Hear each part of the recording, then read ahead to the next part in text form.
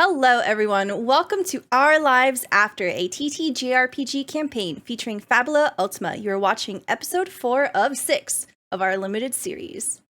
Thank you so much to our sponsors Blackbird Revolt, Chepeku, Hero Forge, Storyteller's Nest, Tom Cardos, and Weirdworks. We'll have more information about our sponsors during our scheduled break. Thank you to Alexander Nakarada, Duzen, Emma Panada, Epidemic Sound, Jay Stratman, Jiraiya, Murgos, and the Lady May. These folks helped make our series very special. We will have our content warnings up in just a moment. A gentle reminder to please take care of yourselves, and if the show becomes too much, we encourage you to step away for a moment just to make sure you're okay. And with that, let's go around the table and introduce everyone. Please tell me who you are and who you're playing today. And let's start with Emma. Hi, it's me, Emma Panada. I use they, them pronouns. I play everybody because I'm the GM, so no special characters for me. Drac, what about you? Hi, I'm Jack or Draconics. I use he, they pronouns. I'm going to be playing Adana Marseille, who uses any pronouns.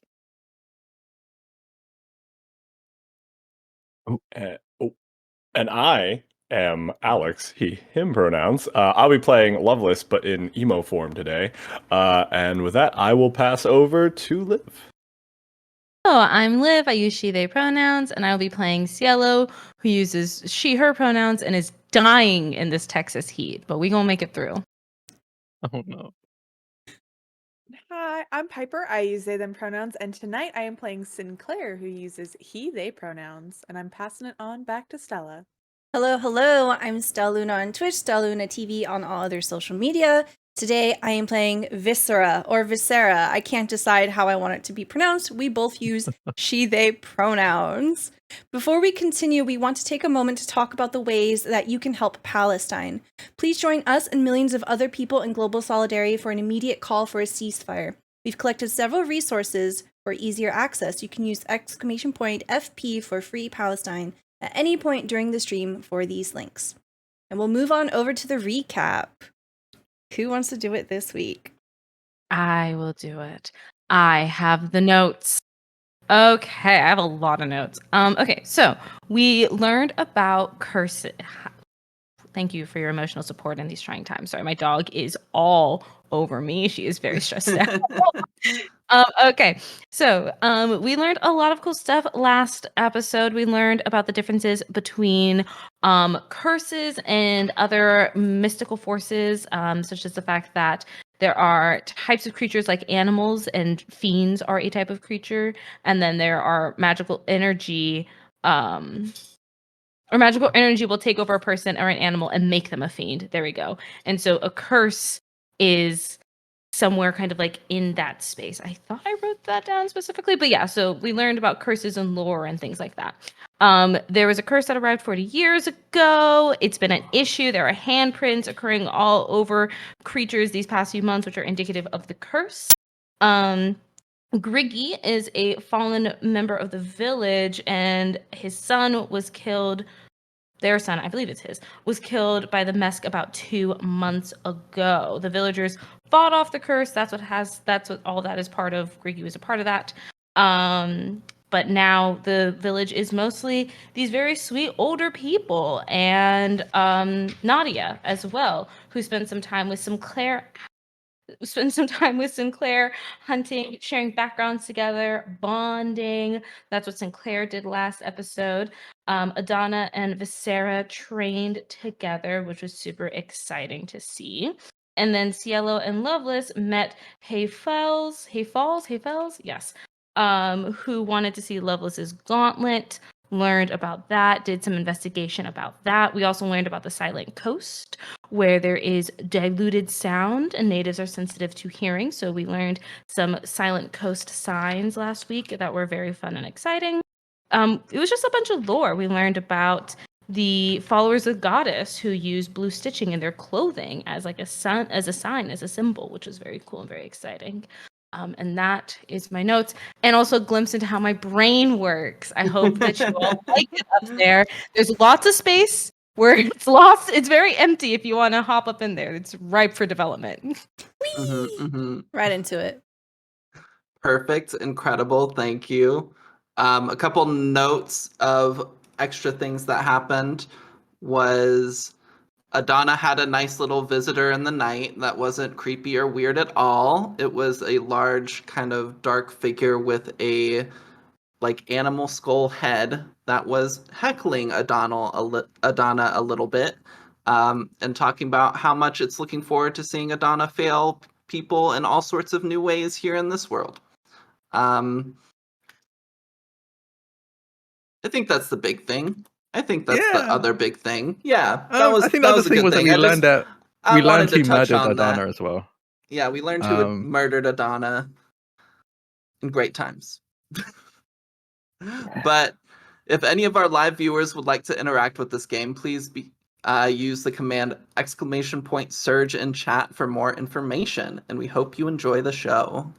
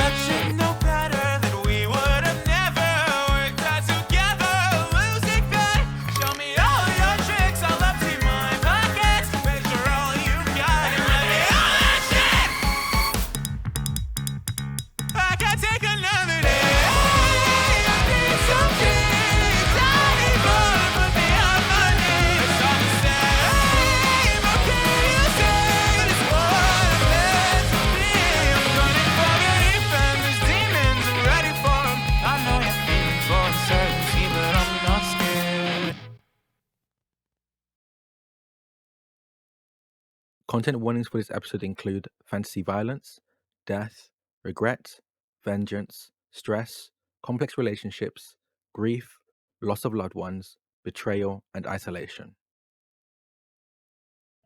Birds chirp in the trees overhead as we see Sinclair walking together with Nadia. So far, they've packed some of the vulps you found earlier, as well as a number of herbs and plants that they've explained are edible. As the sun hangs directly overhead, you hear your stomach suddenly growl, and Nadia takes note. It's been a few hours since you woke up, and the journeying and walking and talking has definitely taken a toll.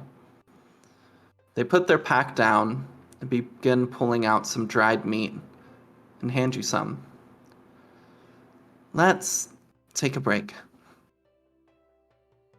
Sinclair takes some of the offered food, giving a little bit of a head nod to Nadia. Yeah, I think that'd be a good idea. It's I don't think I've walked around this much just consistently. Been quite a while. They have a bit of a confused expression on their face. Oh, I wouldn't have known. You seem like you're in really good shape. Yeah. No, it's just I usually spend a lot of time around the house previously. But yeah, and I think Sinclair will kind of take a seat on the ground, looking up at the sky, and then over to Nadia. So I guess what's it like living here? Oh, I mean, they gesture kind of just around them. It's basically just this. Not much changes day to day. I'll spend most of the day going out, gathering, hunting anything I may see, bringing it back. Hala cooks it, and we just live. Every year, generally, gotta remember character's name.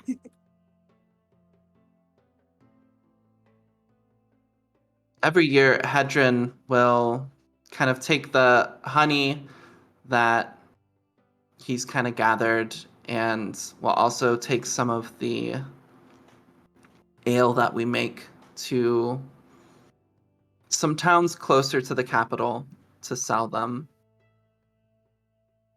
And that's about as exciting as it gets. They'll come back and we use that money to pay taxes, but we don't have like a little bit of an emergency fund in case anything ever comes up or we need to trade. But other than that, people just do their own thing a bit. More and more people are dying over time. And I don't know. Well, I mean, I guess besides the, general morbidity of kind of life going on, it sounds pretty nice. All in all. I don't, I guess so. I mean, it's all I've ever really known. Could I ask you something? Yeah, of course. You were talking about your siblings earlier. What's Yeah. it like to have siblings? Me and Jom used to like talk about it a little bit because we were the only kids, I guess, as we were growing up. Both of us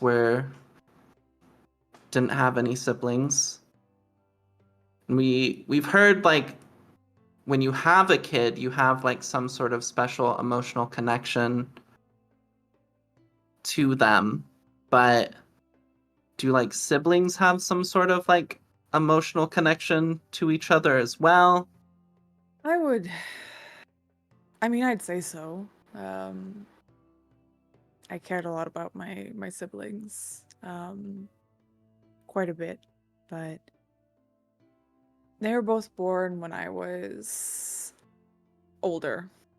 And a lot of the time it wasn't quite kind of running around and playing between the three of us. It was more me taking care of them than anything. And it was nice in a sense to have someone else kind of around the house. But at the same time, there's sometimes a exhaustion that comes with it. But I wouldn't trade them for the world or anything like that. Having them in my life brought, I'd say, a lot of joy. How old are they? Youngest is 12. Middle is around 15, 16. Okay, so not too young. No, not at all. But I think, take care of them for most of their lives, I would say. So was it like a hard decision to become a mercenary? I mean, it's pretty dangerous work, isn't it? Sinclair kind of pauses for a moment, thinking and not making a lot of eye contact with Nadia. I don't know if it was much of a choice at the time. Something now that I kind of need to do, but I wouldn't have chosen this if I had, I guess, the option. I Okay. would still be home. It's kind of what happened with me becoming the hunter, I guess. So that makes sense. Yeah. It's difficult when sometimes the people I guess, in our lives that we care about. Because we have to age up a bit faster because of it.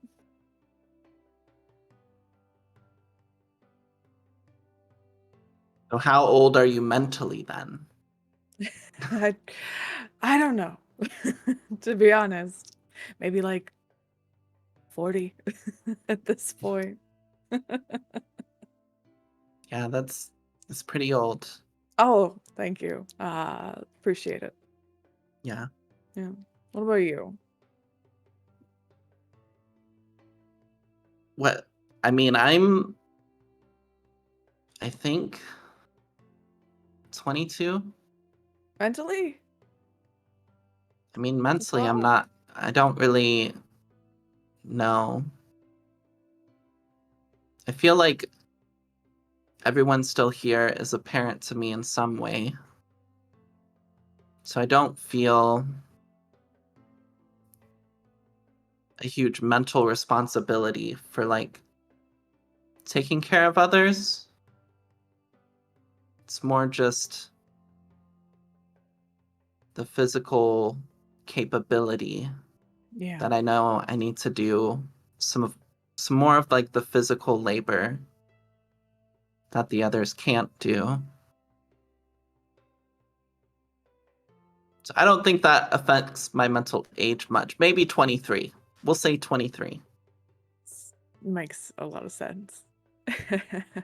But I don't really know when my birthday actually is. So I might already be 23. Well, when did you celebrate your birthday last? Or do you celebrate your birthday? We don't really do that here. I think Jom used to have his birthday celebrated, Mhm. but it was like a smaller thing with him and his dad. But it's not something any of the rest of us have ever done much of. I think Sinclair kind of gets up and wanders over to some of like the flowers that are around, picking some out of like the bush, gathering them. And I think as he walks back, they're kind of twining them together, and make this little kind of flower necklace and say, whether it's early, whether it's late, happy birthday nonetheless. And gives it over to Nadia. Bit of an awkward kind of smile crosses their face. Thank you. You're welcome. But those are poisonous. Am I gonna die? And No, immediately it's Sinclair not. looks at her They're not that hands. bad. You're just gonna get some like No. irritation, probably. Like hives. I thought you might know. I wasn't sure I'm what sorry. you were doing. I don't know the local fauna and flora.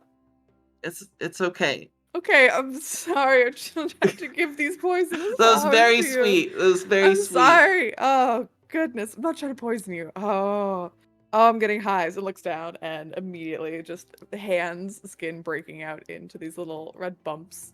Here, and Oh. they'll scoop up some like dirt nearby and spit into it to make a little bit of mud.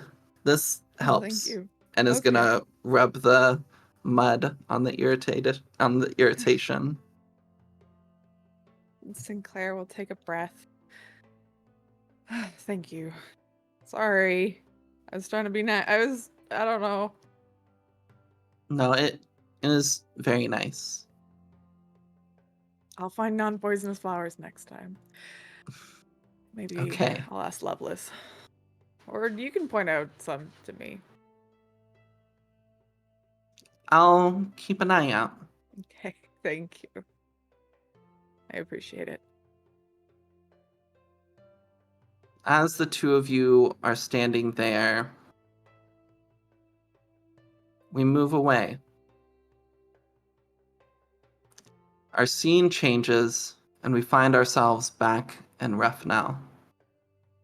Standing there are Adana and Viscera, and two figures new to the village. One of them,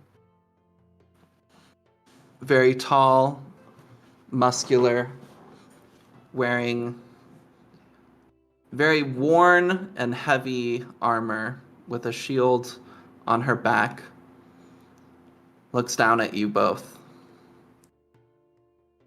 My name is Sheikh Raiden.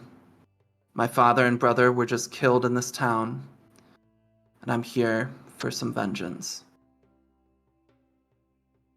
She looks over your faces, and then you see her gaze dart to your gear. A distinct accusatory tone is in her voice as she asks, "Were you here 2 months ago?" No, we just arrived, probably less than a day ago, right? And I'll look to Viscera. Viscera crosses their arms and across their chest. You are certainly aggressive. As I said, father and brother dead. Not necessarily here for happy reasons. If I found out a few adventurers, mercenaries were here and weren't able to help either of them, yeah, that'd be a bit frustrating. But you don't have blood on your hands. It's fine. I apologize. Oh no, it's fine. I understand that stress. Sorry if we're intruding. Did we want something? Because I turn to Viscera. We aren't intruding, simply taking up space. We have been asking questions as to the events of what has happened here, but it has become abundantly clear that we are to mind our own business. I do not think we will be of any help to you. And Viscera has a very critical look on their face. They scan them up and down, trying to gauge how formidable they are. Oh, okay. Do they have Why blood don't on their we- hands? Literally or figuratively. Give me an inspect check. This is going to be insight plus insight. I can do that.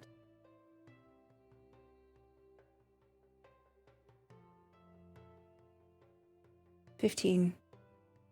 Oh, wow. Yeah. So you can absolutely see that this woman is extremely skilled and experienced. There are a number of battle scars on her neck and arms. The armor she is wearing is polished and well taken care of. However, you can tell that it's been dented in various places and then fixed.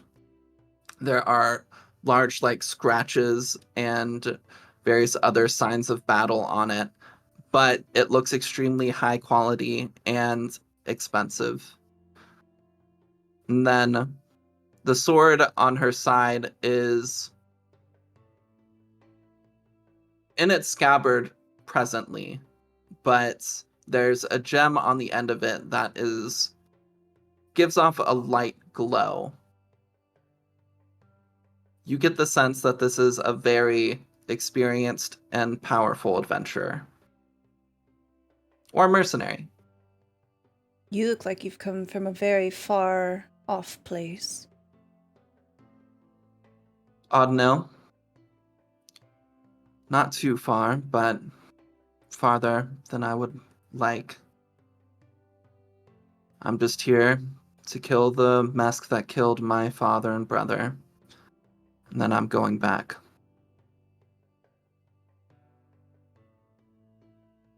Viscera will simply take a step back to no longer occupy the center of the path and simply gesture them on. I don't have any other questions. Well, Weren't we told to like stay away from the mask? Well, for you all, probably. But I have business to settle. And local scares and warnings won't keep me from it.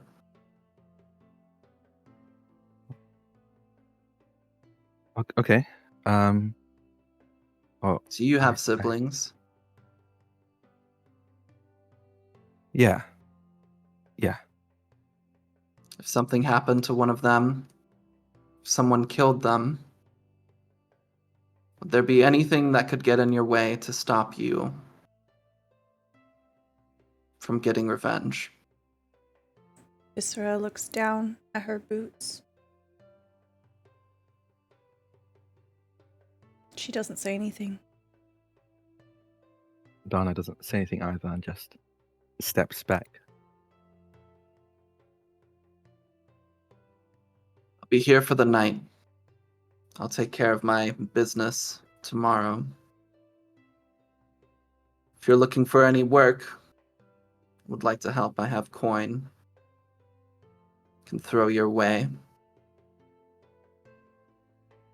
But even if you don't, I'll take care of this. And she is going to walk forward, heading towards the inn. There is a much smaller, aquatic-looking person following behind. They're very lithe and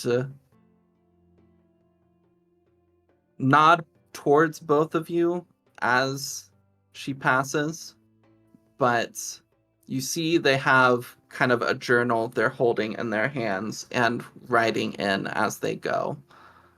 And they don't say anything or pay too much mind to the both of you as they pass, besides kind of head nod.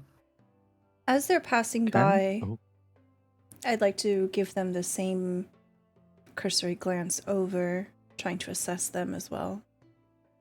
Yeah. So this person has a crest on their clothing. The crest is of a shield but you also see kind of the buckles and stuff on the shield, so you're looking at the shield from behind. And the person generally does not look very strong. They look more like an academic.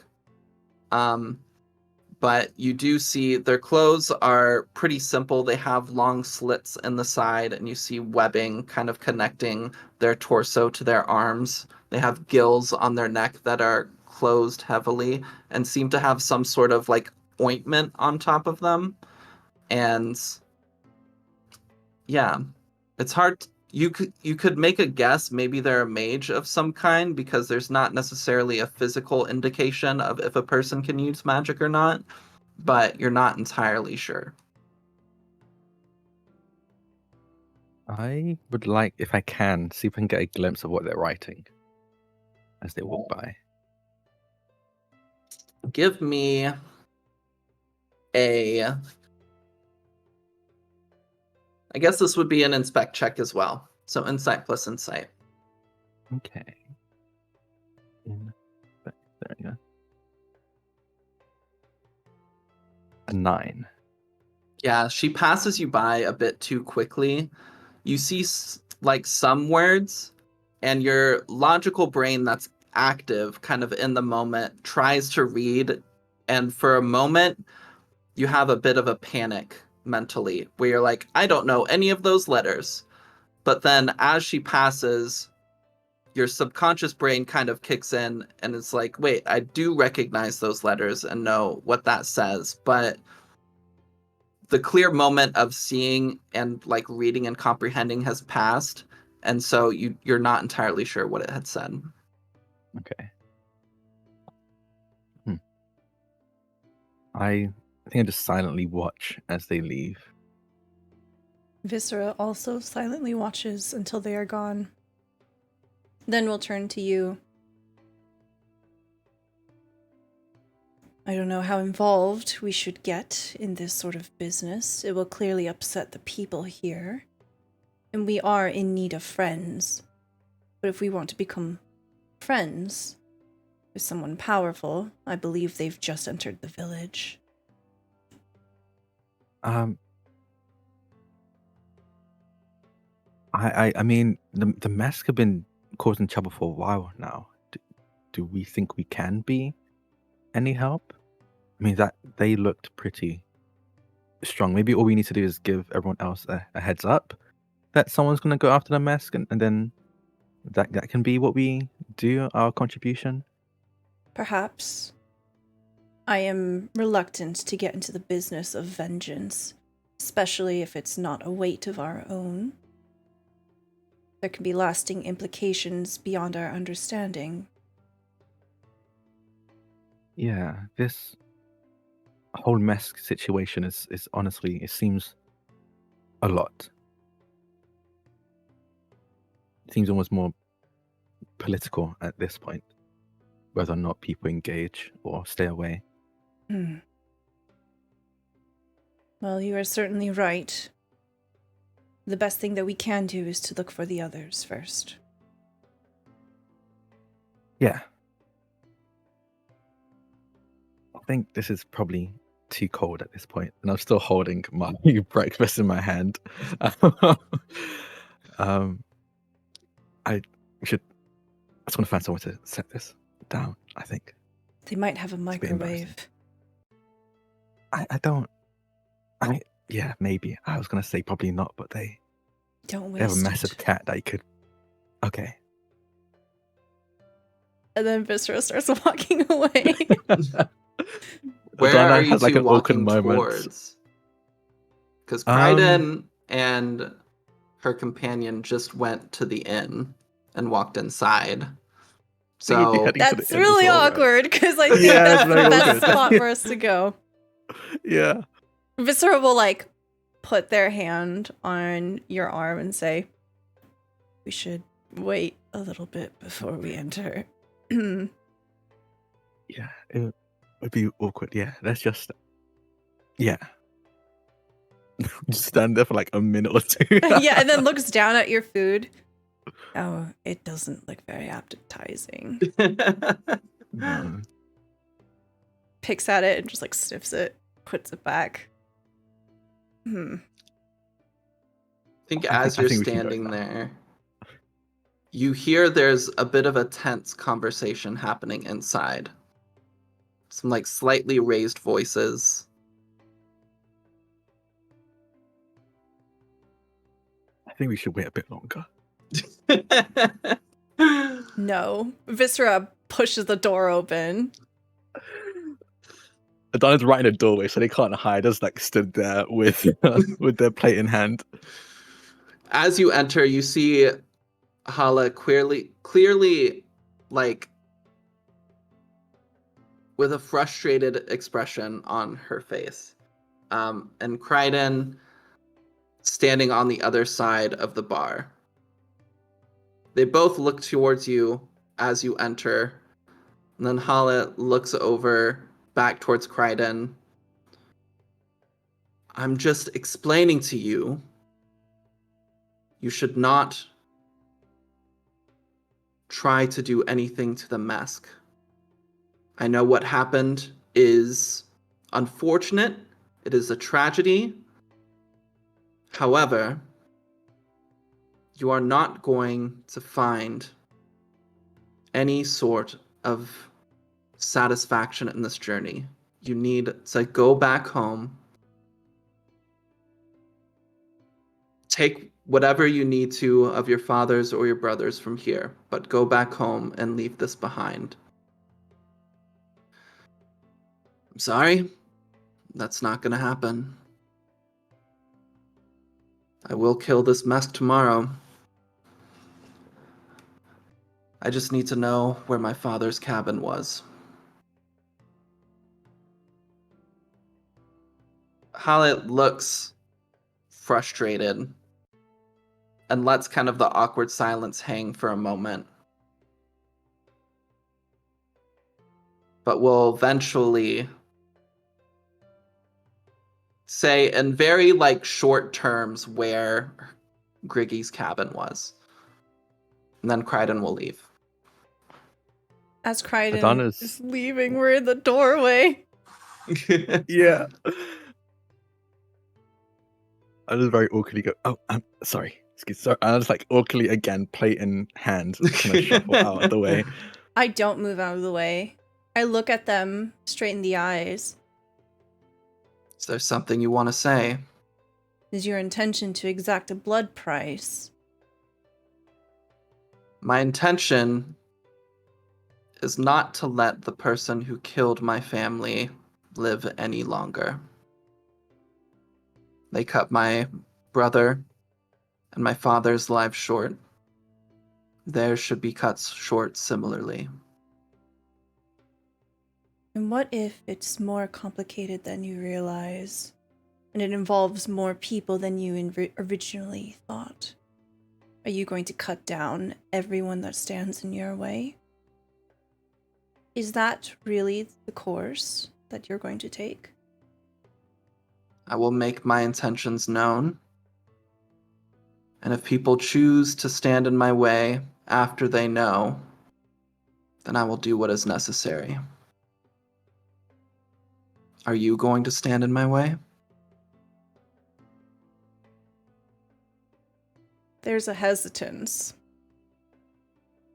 Then Viscera steps inside,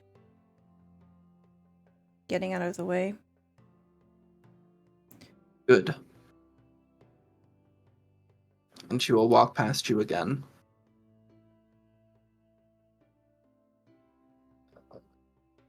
I'm sorry about that.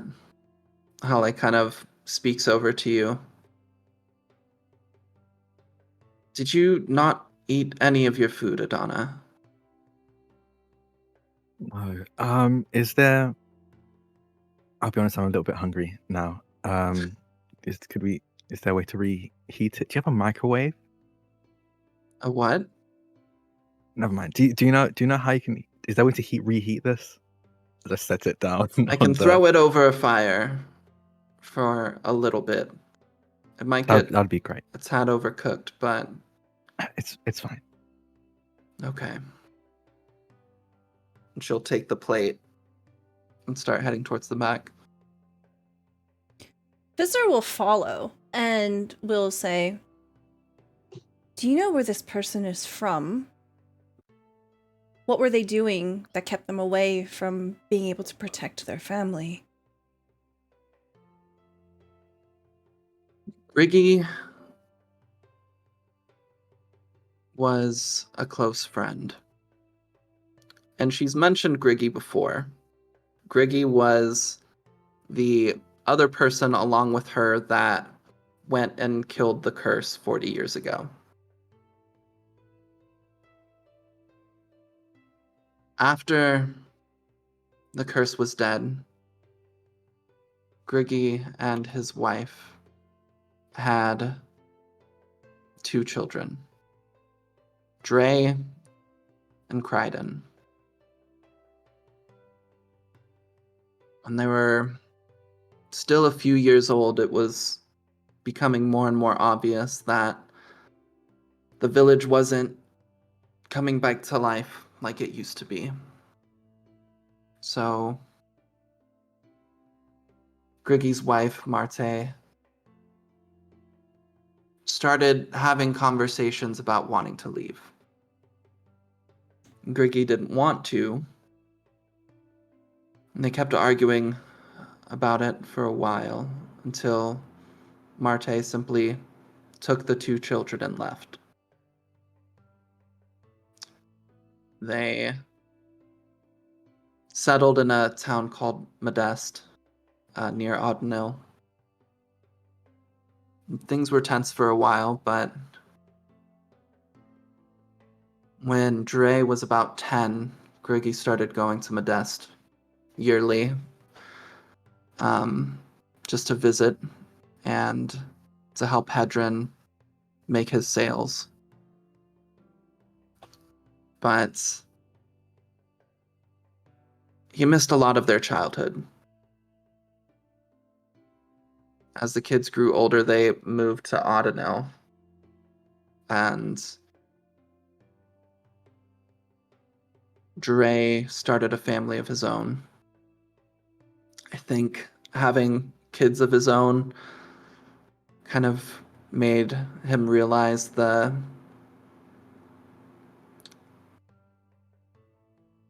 difficulties that Griggy had. So they started communicating more. Griggy started visiting Audenil more often, having more of a relationship with the two. And then, when Griggy died, Dre came to settle his affairs. Dre tried to go and talk to the Mesk, I think, to make peace. But I'm not entirely sure. He snuck out at night, and then he was killed. So it's not so much of a situation of, well, it's not so simple, but I haven't seen Kryden since she was little, and from what I understand, from what I've heard from Griggy over the years, she became a very notable member of the rear guard and is quite the accomplished adventurer. But even if she is, they can't handle the person that they're looking for. I think, Adana, it was you last night that, or maybe it was Viscera, that recognized that Hala knows more about the Mesk than she's letting on. And who is it that they are looking for? Their champion.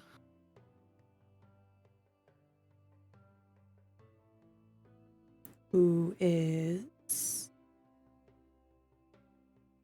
Give me a general. This is going to be like a persuade check, but it's more about not so much what you're saying in the moment, but the vibes that you've had with Halet over the past day, her general opinion of you, and how willing to open up she is right now. So persuade is insight plus willpower. This is going to be a very difficult check. It's going to be a 14. For the audience, there's a new system in place where soul surges, you can use soul surge charges for social checks. If you use a level 1 soul surge, you get a +1 to your check, or a +3 to your check. If you use a level 2, it's a +6. So those are options. You can use those after you roll if you would like to. When you do use a soul surge for that reason, it triggers something else happening. Okay. But wanted to explain that for the audience as we're entering kind of like difficult check territory. Okay, so I can declare after I roll. Yes. All right, here we go. That is a critical fail. Can I use multiple surges? No. So it's 1 surge per check. However, you do have your bonds. Yep. I have and one your bond. kind of identity and themes. If we look at the Fabula Ultima cheat sheet in the handout section, you'll see that you can use a Fabula point to invoke your trait to re-roll your dice during a check. Mm-hmm. So if you have a trait that you feel and this like... is a fumble. It says you can roll unless it's a fumble. Oh, really? And this is a fumble, yeah. Oh, true. Shit. Okay. Can I still use the soul surge to make it less painful? And I don't know. This is a delicate situation. I think it would still be a fumble, no matter how many plus points you would give. But when you fumble a check, you get a Fabula point. So, huzzah, congratulations. Great. Thank you. But you definitely see Hala close off towards you. I think what happens here is I'm too eager in the moment. I've been hunting for this information, and I found a pulse in this conversation. And I'm pressing, but it's indelicate. I say, tell me who the champion is. I'm not going to ask again.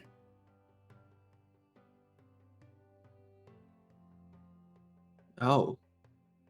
You're not going to ask again, are you? You promise? Because that's not something I'm going to tell you. Look. We have the choice here to either help them or stay out of the way. And so far it seems like we're trying to stay out of the way. That could change. We have done nothing but try to be pleasant company. And we are trying to help in what little way that we can. You don't have to talk to me if you don't want to, but inaction is sometimes the worst course. I don't have anything else to say to you. And with a flourish of my robe, I will stalk out, my heels clacking on the wood. Adana, were you out there as well? No. Okay, so you see Viscera kind of like walk back in with a flourish.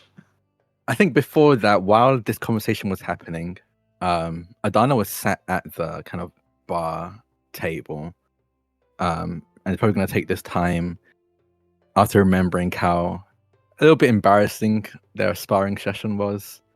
They'll pull out their cards, their deck of cards from their pouch at their side and kind of lay them out on the table and actually examine them and kind of flip them all over, looking on around the edges and the faces. And on both faces is the eye icon, just a black eye. And with all of these spread out, they're just deep in thought, trying to figure out how to use this. And then as they're watching, just staring at the eyes on these cards, they seem to kind of move, like, or shifting to look directly at Adana. I lean back a little bit, blinking my eyes. I want to look again. They're just stationary again. And I stare harder and harder, and I start to see the ink almost bleed across the cards and shift, the red, the black melting and merging with each other, white starting to surface, almost like emerging from a pool of black ink, and again joining these amorphous images appearing on each of the cards, very much like a Rorschach test, but shifting, constantly moving. And tentatively I reach out to pick one of the cards, and the moment I touch the card, the bleeding of ink very suddenly solidifies into a skull with a crown just slightly off tilt on its head, all of which is upside down. And Adana was never really into tarot. They didn't really understand tarot, but the mention of a sibling earlier on today kind of brought this to memory. They know they have siblings. They've been unfortunately very distant, but one of the things their younger younger brother loved was tarot. And just from the memory, they can recall some names of these decks, and they know that this one, the one that's solidified in their hand, is the death card reversed. And I think this throws them back into what they experienced last night. A skull emerging from the shadows as they are frozen in place. Being shown the moment of their death and the person who caused it. And I think as I'm thrown back into this memory and then a memory within a memory, I start to panic. I don't. Everything just comes rushing back at me again. As I'm remembering the gravity of my situation, where I am, where I'm not, what happened, who I've left behind, and who or what I'm going to become. It just becomes very overwhelming. And then I snap out of it as Viscera bursts through the door. And I just look up at Viscera, just see the cards all splayed out on the table. To you, they're just the red cards with a black icon. There's been no shift, nothing like that. And even as I look up and then back down at the cards, they've all returned to those icons as well. There's no sign of a skull or a death tarot anywhere. There's hey. a quick stride that brings Viscera right up to you. And you can see that their features are very tight, visibly upset and seething, but in a very, very cold way. Well, are you okay? Trying to help. Doesn't seem like it's the right flavor. What are you doing? I'll be honest. I don't know. I thought I was trying to see if I could figure. I wasn't very useful when we were sparring, so I was trying to see if I could figure something out.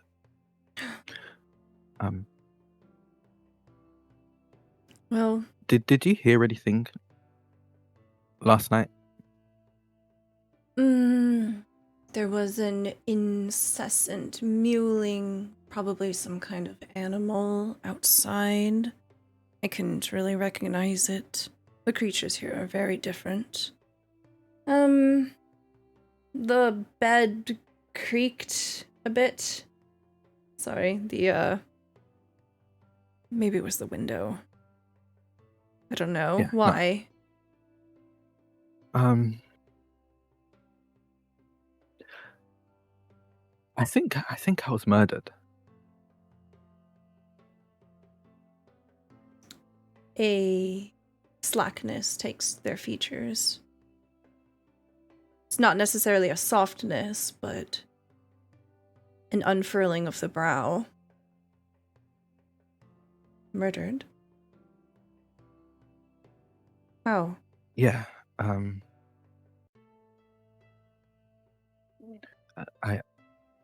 At first, all I could remember was being on the train platform and then falling to the tracks.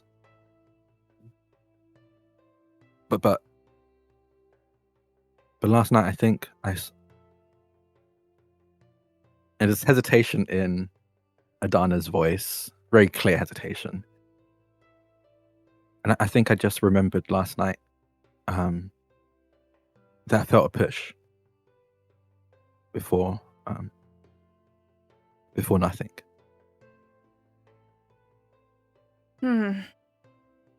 That is troubling. I couldn't imagine anyone being your enemy, Adana. Yeah. A mistake, maybe? Donna doesn't reply. I think they just kind of stare down at the spread out deck in front of them. At this, Hala comes back into the room with a plate of slightly, maybe a little more charred breakfast. As soon as Hala comes in, Viscera just storms outside. And he would like begin to like try and like stack the cards together. And they see Viscera storm out and Hala return with food. Here you are. Thank you. Oh, sorry, and kind of sweep the deck to the side. Thank you. I will take the plate and set it down. Tell Viscera that if she actually wants to help the situation, stopping Kryden from going to the Mesk is perhaps the only thing that you all can do. Okay. I kind of look over their shoulder at the closed door. I mean, I'll give it a try. They're not really wanted to listen to anyone, really. Viscera definitely slammed the door as hard as they could, by the way. Yeah, totally. Well, there's more than just them in your group. Okay. Yeah. Everyone's really grateful for your hospitality. So if there's anything we can do to help, I think we'll be happy to do so. As you say that, I think you catch her staring a bit too intently at your cards. But then she meets your gaze, says, "Of course. If you all need anything, just let me know." Yeah. Actually, could I get a knife and fork? Yes. I was like, do they have knives and forks in this world? I'm gonna allow it. Fork? Yeah. What the hell is that? What did you just call my mouth? Yeah, they give you a knife and fork. And I think I'll just start for it. eating. I'll just start eating, and that'll be the end of my scene. Perfect. Next up,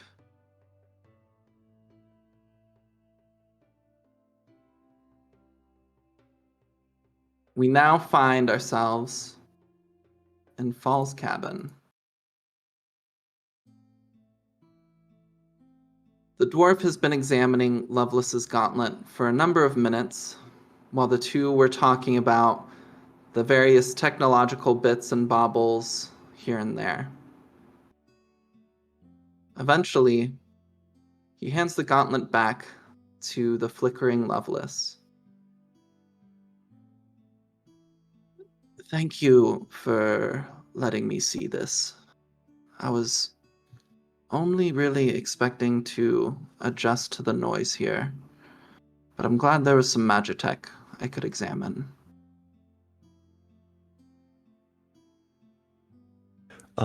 Adjust the noise here? I thought you were working on creating a sound dampening device of sorts.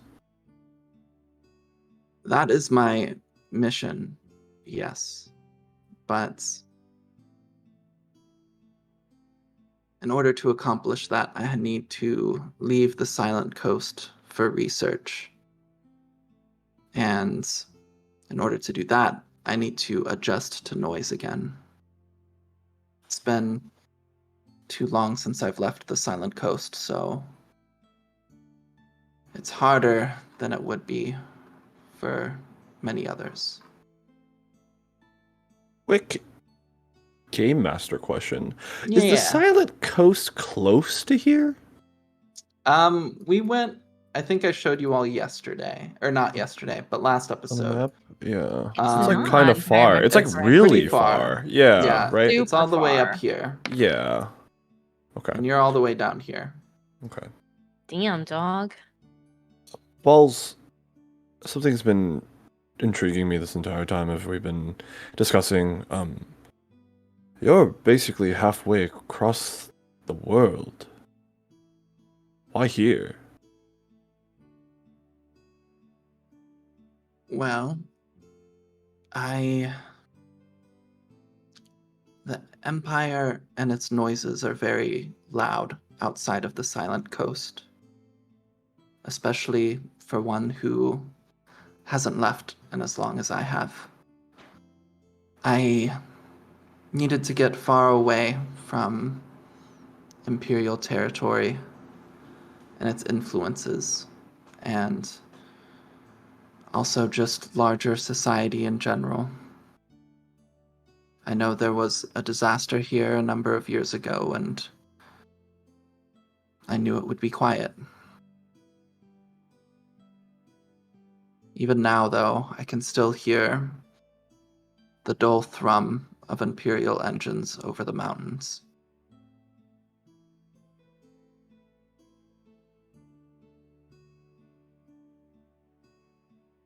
How much time do you think has passed? Like in the scene that you've had with him, Yeah, like since we got inside of Falls' like abode. maybe like 15 minutes, 20 okay, minutes. I guess at that point I'll stand up and I'll start unlocking the bolts that allow me to sleeve on the gauntlet. As it reattaches to my hand, my visage stabilizes. It doesn't flicker as much anymore. Looks like I'm actually standing on the ground. Take a breath. What a neat little trick. Honestly, Yeah. I'm not too sure how it works, to be honest. Can't tell if it's just innate magic tech that does that or not, but helps with sailing, so.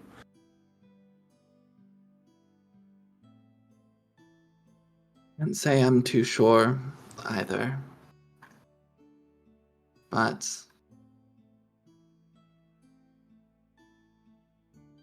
I appreciate you all coming here. Thank you. Of course. Now, Liv, I know out of character you wanted to ask so many questions. This I is your opportunity. I know. I didn't think of any questions. They're all just like weird world building nerdy questions where I'm like, teach me your entire language, but that's like not particularly helpful. No, I think in lieu of that though, I do think Cielo is watching everything with like wide eyes and just watching every movement, super hyper focused on what's going on with Loveless too, because like, my guy, why are you flickering? Like, why is one of the homies flickering? That's deeply concerning to me, but you know, you can't just ask a person that. So I'm gonna save that for later, when it's a little less rude and more appropriate. But no, I do think for the most part, like, you just kind of see Cielo like mouthing some of the words that they say, like the Empire, the Silent Coast, Magitech. There's just certain phrases that you see her like committing to her memory. 1 second. I think as you're paying attention to specific words, you recognize when he says mission, Mm-hmm. it's an odd word to put there. Yeah, Like, yeah. if he was just talking about like, oh, Pet I project. would like to make this thing eventually, or oh, I'm really passionate about this thing and Mm-hmm. I'm kind of making it my life goal or whatever. But to say mission is a choice, Yeah. and you think there's more culturally there Yeah. than you're recognizing, or that you like understand in the moment. Yeah. I do think like Cielo's kind of gonna lean in. Oh god, what was my Cielo voice? Whatever. Anyway, Cielo is gonna lean in and just say, so, if you don't mind me asking, you said that you've been preparing?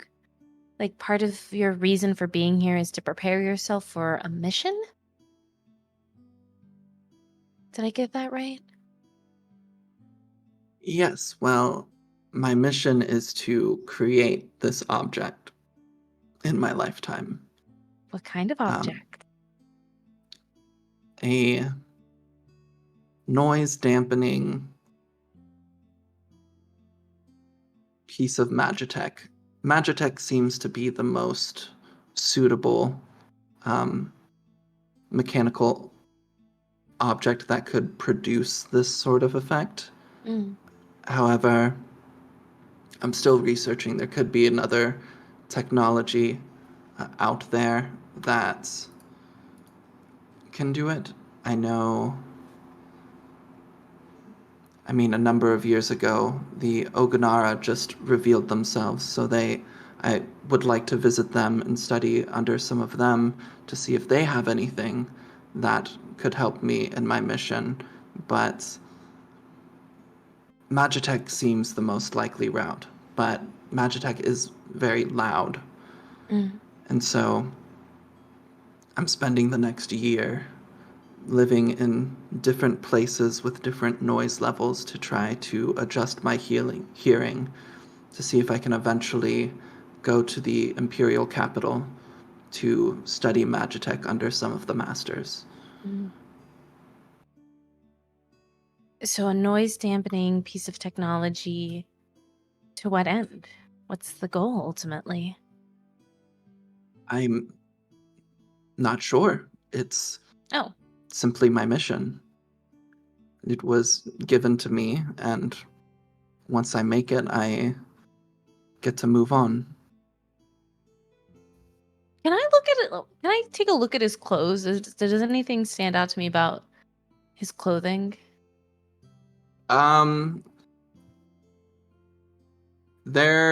It's a lot of like leathers.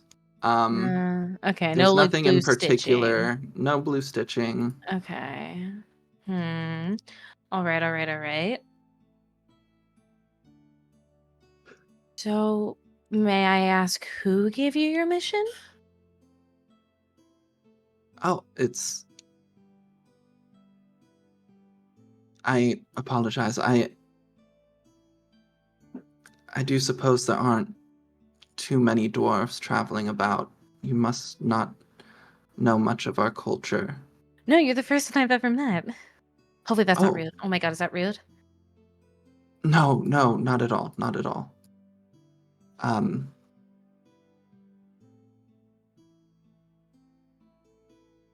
I have a whole document of like the hand signs and stuff. Huh. But I also have like 20 different documents open. Okay. Oh my god, it's like you're a game designer or something. Oh my gosh, it's crazy. It's crazy. No, it's fine. It's fine. I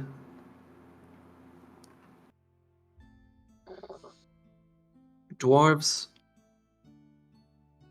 when we reach 10, we are considered adults and we are given our missions. Our missions are given to us by the priests, and they receive the missions through their callings. When a calling happens, they instruct the new adults what their mission will be, and then us dwarves, we live for as long as we need to accomplish our mission. We are in our prime adult state until such a time that we have completed our mission happens, and then we live a period of 5 years where we age quickly and eventually pass. And then for our mission being completed, our priests will come and hear our story and turn our story into song and place it into their hymnals for records of dwarves past who have completed their missions to be sung about through the histories.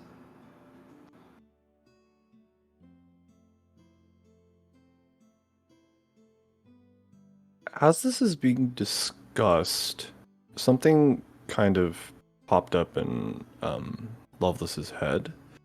In regards to the comment about Magitek engines across the mountain that Falls can hear. Yep. Is that in regards, like, just based on, like, my knowledge of geography, would when someone say mountains mean specifically the Nelm Mountains to the east here? Or, like, or is, like, the Lonely Peak considered a mountain range? So specifically, you think he's talking about past the Nelm Mountains. Got it. Secondary question that I may or may not know because I spent a lot of time on the ocean, so I wouldn't know maybe the geopolitical setup of this area. But does the Empire have like roots in this area? Give me a...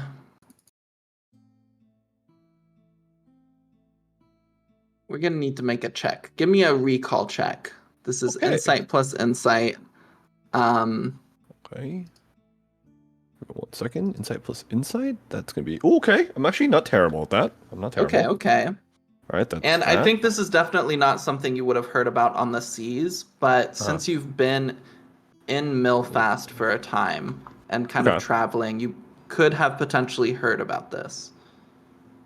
Okay. That is a 12. 2 6s. Okay, yeah. So the area past the Nelm Mountains, I'm going to take you to the world map real quick. Thank you so much. The area past the Nelm Mountains to the east of Refnal catches a lot of the southern winds and stops it from progressing into the rest of Milfast. So the area southeast of the mountains is extremely cold and extremely inhospitable. But the rest of Milfast, while being like decently cold, its kind of climate is much more like neutral and natural rather than just like area covered in snow 24 or like the entire year. So you heard that some sort of agreement was reached between Milfast and the Empire that allowed the Empire to do some sort of experiments in the southern reaches of Milfast, in that kind of like very snowy, inhospitable area. Got it. Okay. Well, even though it's been 5 years, all of her fam is of Vietnamese descent, and your boy is anti-colonial as hell, so he... As the lore is being kind of discussed about dwarves and such, we'll kind of pick back in and maybe interject quickly and go, Falls, you heard my Magitech when we came to Refnal. I'm assuming that's how you got word to Hala, right? I heard something, and I recognized it was Magitech. I wasn't entirely sure if it was here in the village or if there was something moving past the mountains into the rest of Milfast. But when Hala came and spoke to me at night when delivering my food, she told me that there were other visitors here and described you all to me and mentioned your gauntlet. I was able to piece things together and asked if I could meet you. Of course. Can I ask one request of you, given the fact that you were able to interview and look at my Magitech? Of course. Can you put your ear to the ground and let me know what you hear? Is there anything specific you're hoping I hear? Vibrations to the east. Oh, I can already tell you those exist.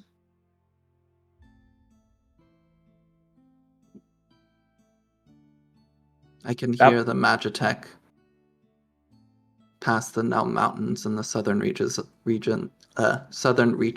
Milfast. Is the sound getting louder? No, it's steady, but it's painful. If it was any louder, I would need to leave.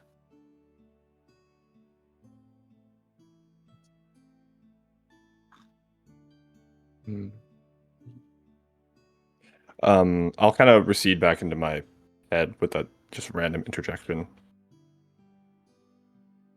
Okay. Okay. Cielo's just gonna look at Lovelace because, like, clearly we have a lot to talk about. Weird interruption, bro. No, I do think I do think that she's just kind of like, again, ping pong watching everything, making mental notes of everything, and just tries to continue on. Just, well, okay, so yeah, you have a mission given to you, not quite by God, but like almost. I think that's really noble, and I hope it gets easier on you. Seems like you're maybe in quite a lot of pain a lot of the times. That can't necessarily be great. It does hurt, but I appreciate you being kind. And it's really my fault for staying in the Silent Coast too long. I don't think you should blame yourself for something like that. And honestly, it sounds like there's some places that aren't definitely not the same, but not as bad, and other places that are really inconsiderate and really terrible to you. I don't think that you should put the blame on yourself for coming from a place. I mean, for coming from your own home. Thank you. If you don't mind, I think my ears need a break. Of course. Hmm. I hope you find safe passage to the shores you seek, Hay Falls. And I'll walk away. It was very Thank you. nice to meet you all. And I leave with Lovelace. And once we're outside, all that like very all that nice congeniality fades away, and Cielo's just gonna look at you and say, "So what the fuck was that about?" No, something strange. Falls mentioned the Empire to the east, which is pertinent. I know of some deal that was made where they could do research. It's in kind of a out of the way region. It's past the Midminster Forest. Something's been bothering me about what Hale had mentioned and some things, and maybe it's unrelated, and maybe I'm making too many jumps. You're making a lot of jumps because I don't understand half of the stuff that you're saying. That's fair. That's valid. Okay, so like I'm 5. Okay. Because I basically am. No worries. I'm just confused as to why the mess would kill innocent bystander. I don't know their culture. I know that they're isolationist in nature. First and foremost. Strange, especially given the fact that the people who were killed were basically from here. So, I mean, they could have retreated, right? I mean, unless something forced them to do it or something else is in the forest. The one thing that I'm confused by is if the sound was getting louder, which it's not, then I would assume that maybe the Empire is moving past its borders unbeknownst to the individuals at work here, which could cause the Mesk in Midminster Forest to be more aggressive in nature. Right. But I can't confirm that with what we know right now. But do you think it's something that we should investigate? I think that it could stop people from getting harmed, yes. But this is also a jump and a leap, and I think we shouldn't confirm with Hale, maybe. Okay. Because I'm not... Comes back to... Do you think this comes back around to our mission? If it makes us traveling north easier, past the Midminster Forest, or to a safe port, then yes. But at the same time, it could be a wild chase. But we just don't have enough information, and I don't know how much time we can spend in this place. So. I would make the argument that it's the opposite direction, or the opposite situation. I fear is that we're going to run off without not enough information. Because you seem so determined to leave, but I don't know where we would go and to what end, you know? That's fair. I think it's better to stay put in one place and make a plan than to run ahead.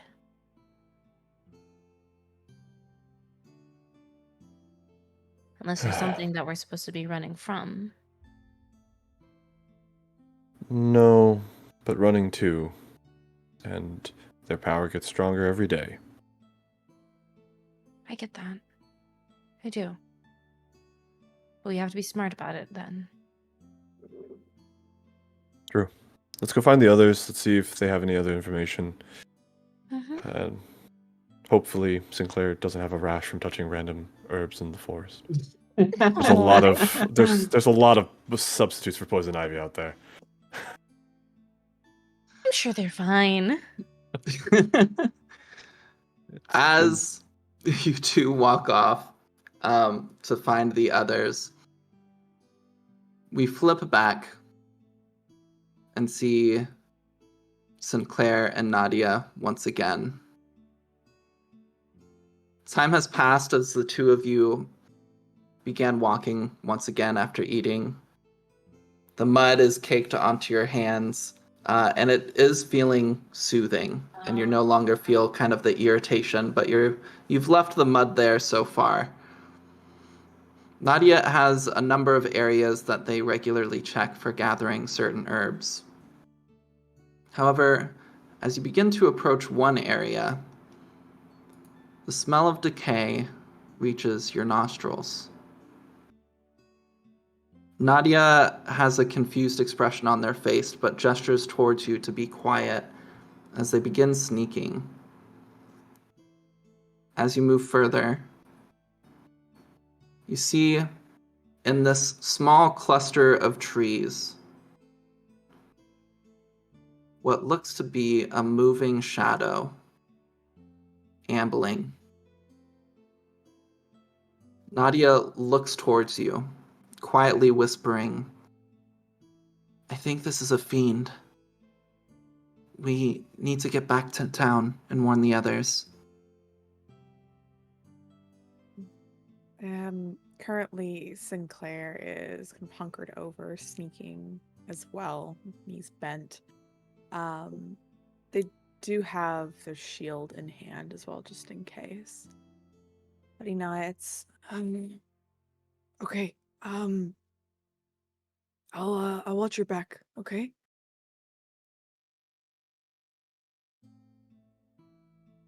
Can't leave you here, but come with me. I'm coming. I'm just gonna watch your back as we go. Okay. The two of you turn around to sneak back towards the village. Sinclair, could you make me a discretion check? Oh, yeah, definitely. Okay, that's gonna be a 7. Okay. I don't know if that's so great. I don't think so. You need a 10. Huh. Well, I mean, I do have my my soul surge. You could Which- use your soul surge. Do You know what? it. I'm Do going it. to use my soul surge. Great. So what Okay, does that it look plus like as 3. you're maybe about to step on like a twig or something and make some noise, but you're able to avoid it? I think you see that Sinclair goes to kind of step down, and it's that motion of like almost stepping on the stick. He's unable to stop the momentum, but at first the kind of wings on his head start to kind of flap, pushing him back slightly. So he's able to take a few steps back away from this large kind of dried stick on the ground. And they breathe a sigh of relief. Okay. We can sneak. It's okay. Okay. As you kind of like take your breath, calm yourself down, and begin to move again, you see Nadia in front of you. And as they're sneaking off kind of watching behind them to make sure the shadow and this creature isn't following you. You see in their shadow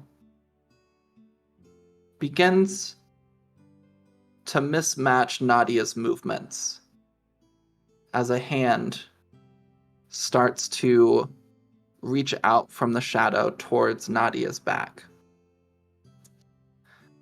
Oh. And we're about to have a cute little combat. Oh. So, Drac, I am gonna give you Nadia's character sheet. Me? Okay. And after our break, we're gonna settle this combat. Oh, okay. But Oh no. But yeah, we're about to have a cute little combat with this fiend and you two. But before we go to break,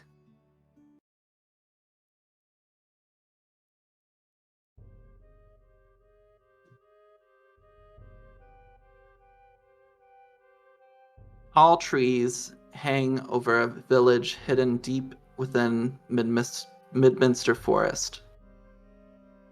The village itself is quiet and filled with robed figures wearing wooden masks of various creatures. A single figure wearing an eagle mask walks quickly through the crowds, heading for a single building built against a large stone jutting out of the ground. Inside, we see a similarly robed figure with a simple, plain wooden mask painted gold, sitting in meditation.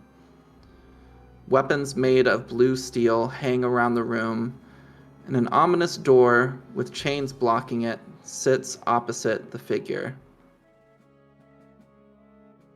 The door to this cabin opens, and the figure turns their head towards the one with an eagle's mask. Zoln. Zoln nods, gestures towards the figure. Another adventurer has arrived in Refnel alongside the others. I believe that they might be gathering forces. The newest traveled through the forest off the regular paths, I believe perhaps searching for us.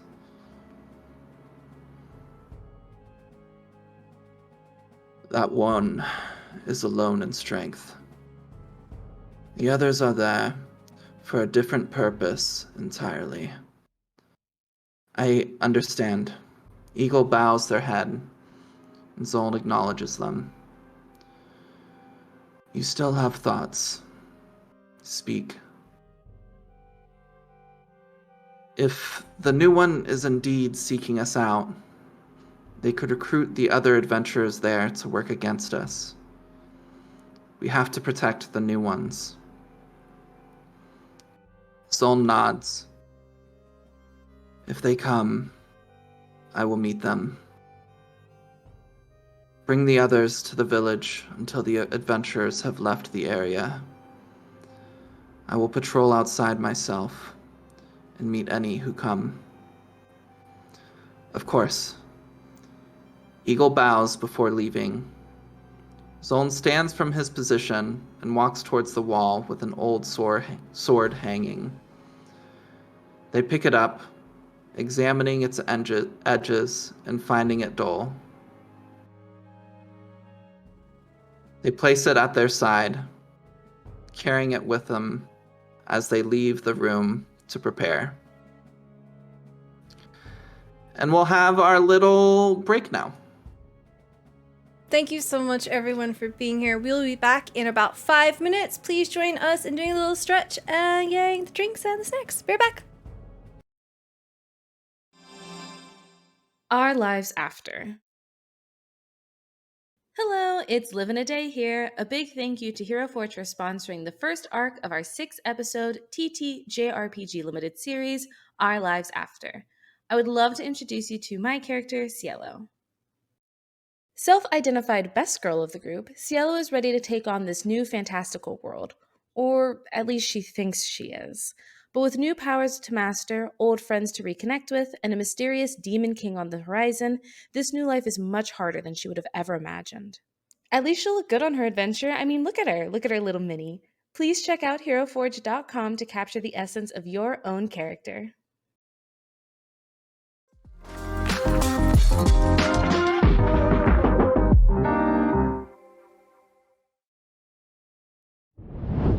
Our lives after. We're doing some combat things. Drac, thank you for controlling Nadia during combat. I appreciate you. In this game, there will be opportunities where you can have guest NPCs join your party. You can only have one guest NPC join your party at a time, but they could add a little bit of balance or flavor or various other things to your group. And right now, we have Sinclair fighting with Nadia. So the way, as a reminder, combat works is initiative. If there's a named villain in the scene, then that named villain gets to go first. But really any other time, then it goes player first, then enemy, player, enemy, so on and so forth, until everybody's gone. If there are more players than enemies, then you kind of have the enemies or the players getting a bunch of turns at the end of the turn order. If you have more enemies, then it's a bunch of enemies at the end of the turn order. But right now, we have a shadow kind of coming out of Nadia's shadow, about to attack Nadia. And Sinclair, you're noticing this, so you get to act. What would you like to do? I think Sinclair is going to give this like kind of harsh whisper shout and just say, "Watch out!" And I'm going to Sinclair quickly springs out their spear, reaching behind them, grabbing, and as they do, they are going to stab down into the shadow. Awesome. So go ahead and make me that attack roll. Okay. Oh, that did not work at all. Oh, maybe it's this one. That is a 9. That is a hit. These things do not have very high defense. So, go ahead. Your damage is 15. 15 damage. Yes, I have Yeah. a +8. So what does it look like as you stab down into this? How do you envision the shadow being hurt?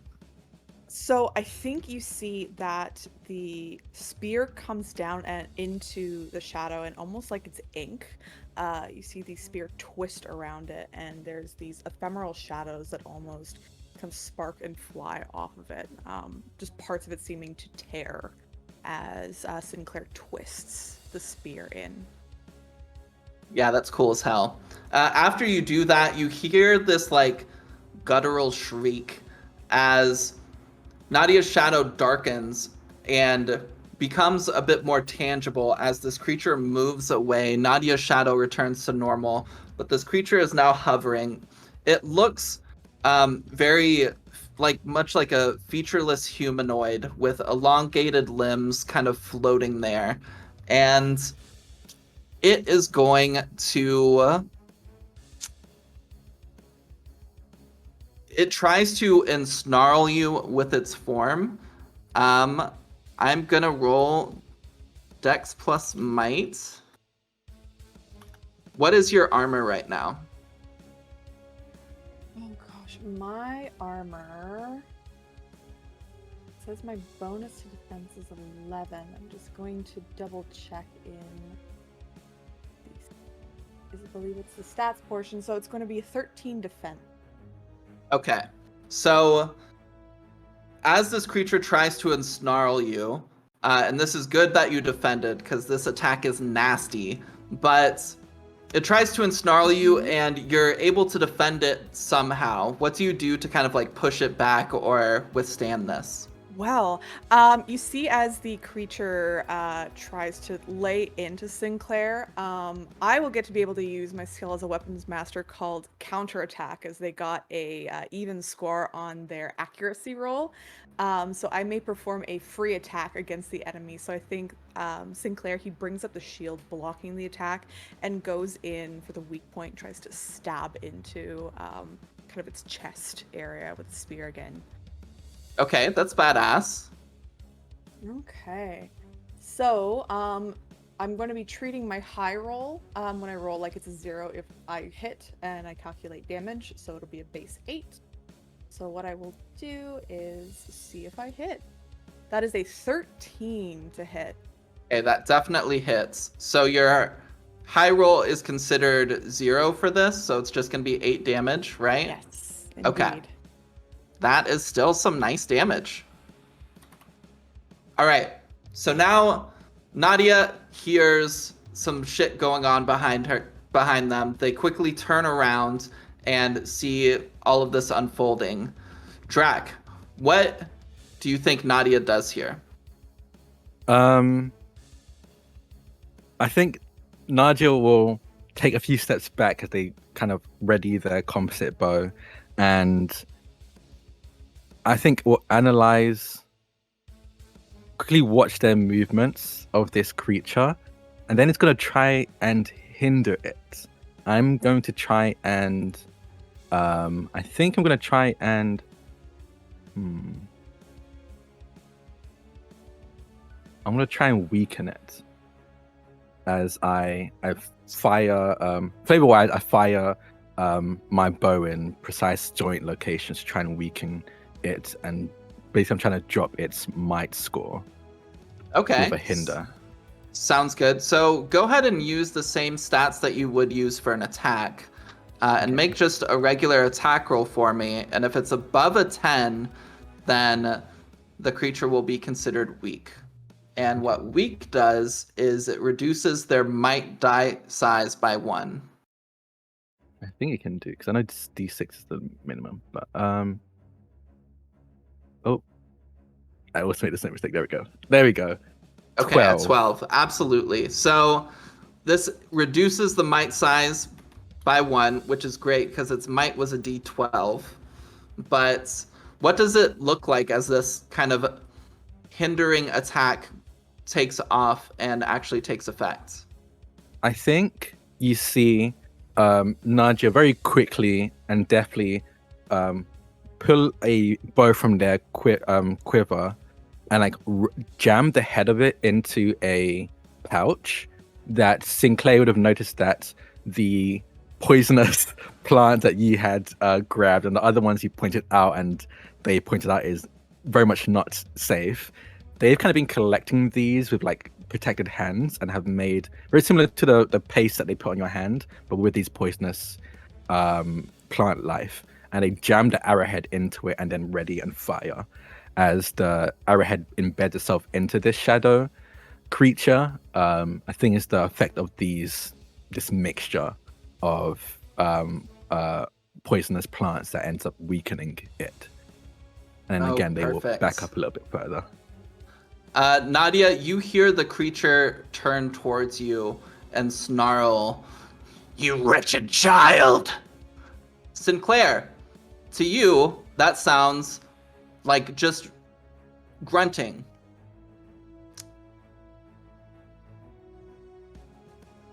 I think Nadia says something back, and you hear it in this speech that you can't understand. But it is now your turn again, Sinclair. So, seeing that this creature is made up of shadow, is it currently like existing? Are we surrounded by like trees? Like, is there active kind of shade in this area right now that can Yes. potentially be parted?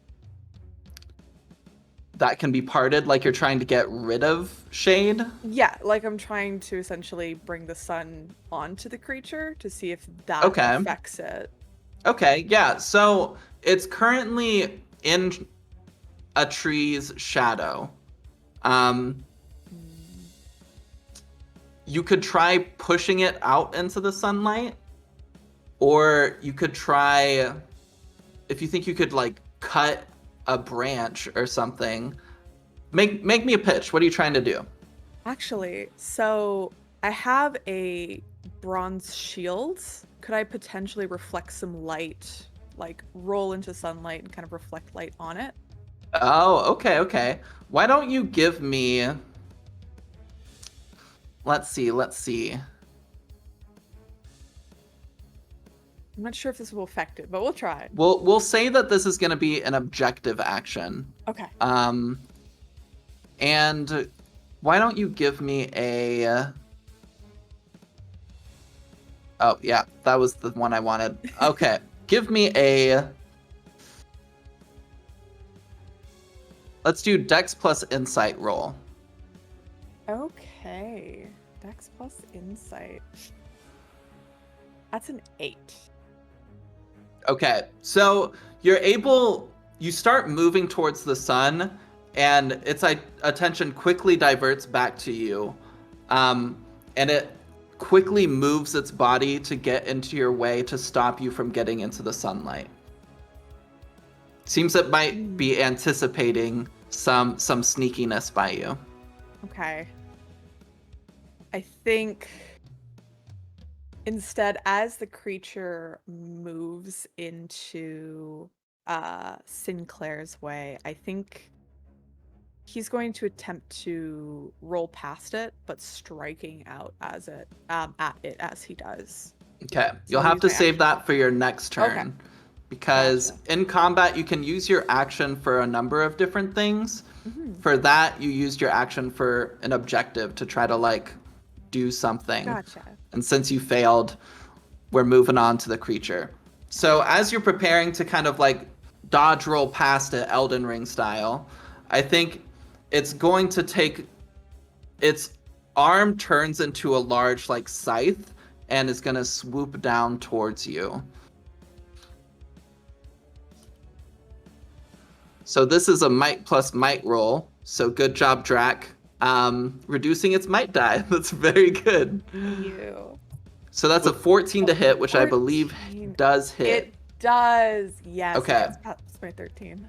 So that's going to be 14 points of physical damage to you. Ooh. That is max, I think. Math. Okay, we did it. 50. Okay. Perfect, perfect. How do you and think Sinclair feels as you're, like, struck by this blow? Sinclair, I would say, looks down at the wound, a bit in shock that he got hurt. And I think Sinclair frowns, and I think there's more of a focused look on their face as they're going to use counterattack again. As they Oh, roll right. even. Nice. Yeah, so I think getting struck, I think Sinclair will turn, and as he turns, he'll stab back into the creature with the spear. So we'll try. That is an 11 to hit. And Okay. That does hit, so it's going to be another 8 18 points of points. damage. 8. Oh yeah, you're right. 8 points. Not 8. Yeah, you don't get a high roll. You rolled a 10. That's okay. Okay, perfect. So now, Nadia, what would you like to do? Yeah. Oh boy. What would Nadia like to do? Nadia's going to take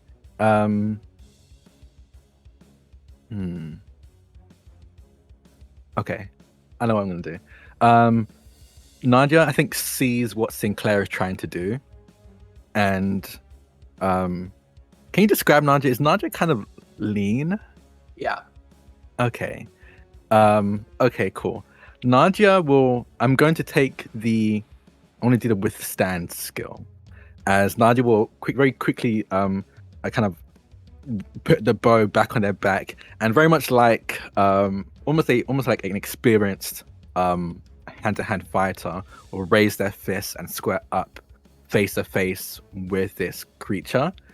And with the withstand ability, I'm going to take the guard action. And I will I don't need to recover any HP, but I get to choose might or willpower and increase my trait, whatever one I choose, by 1 die until the end of my turn, as I prepare myself to fist fight this shadow being and trying to get it to concentrate on me for now. Let's go. Okay. Let's see. You also have Hawkeye, which is a skill that would also trigger because you're taking the guard action but not guarding anybody actively. So it will allow you to deal extra damage on your next attack if you hit. I think specifically on my ranged attack, I'm going to be using brawling. I'm going to be using my fists. Oh, okay. Yeah. That works. But yeah, and it bumps my stat up by 1. So now my might, for now, until the end of my next turn, is a D10. Okay, perfect. And we are back up to Sinclair. Do you still want to do that dodge roll? I do still want to try and get past this thing. Okay, so go ahead and make that same check as last time for me. Okay. I hope that's a 10. That works. Yeah, you're able to dodge roll past this shadow creature and use your shield to shine some sunlight onto it.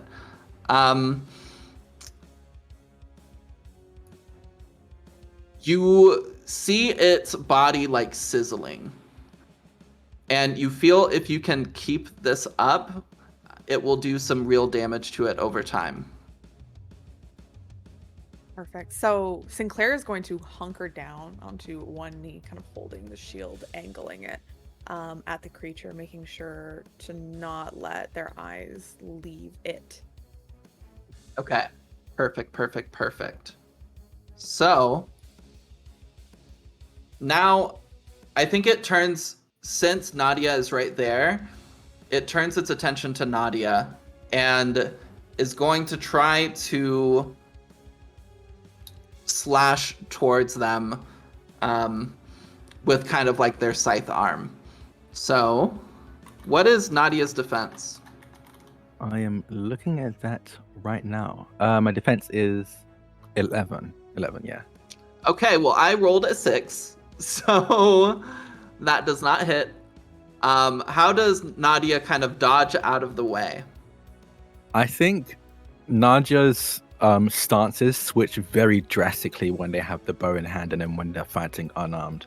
When they had the bow in hand, they seemed very, obviously very practiced and but very still. It was almost like they were very measured in their movements. The moment they have their fists up, I think they're honestly bobbing and weaving like a boxer and just manages to dodge the slash that comes their way. And then immediately back in position to ready themselves to throw a punch as it's their turn next. Okay, yeah. Go ahead and make that attack roll for me. Yeah, okay. Fingers crossed. 6. Damn. I'm going. Do I have any Fabula points? Does Nadia have Fabula points? No. Okay.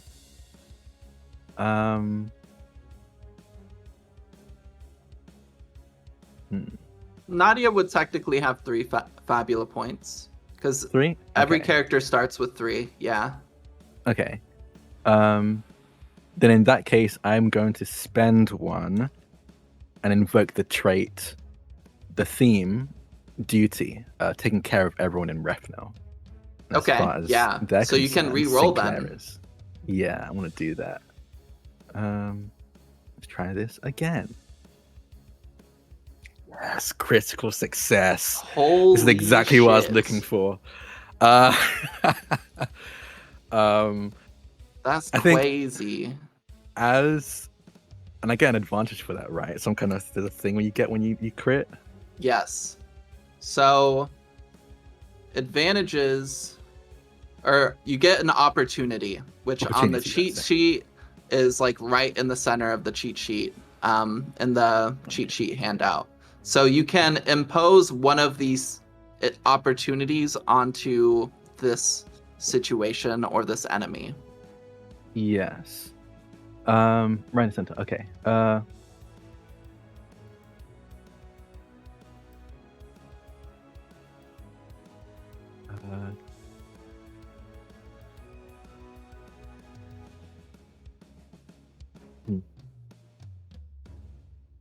don't know if there's any of these.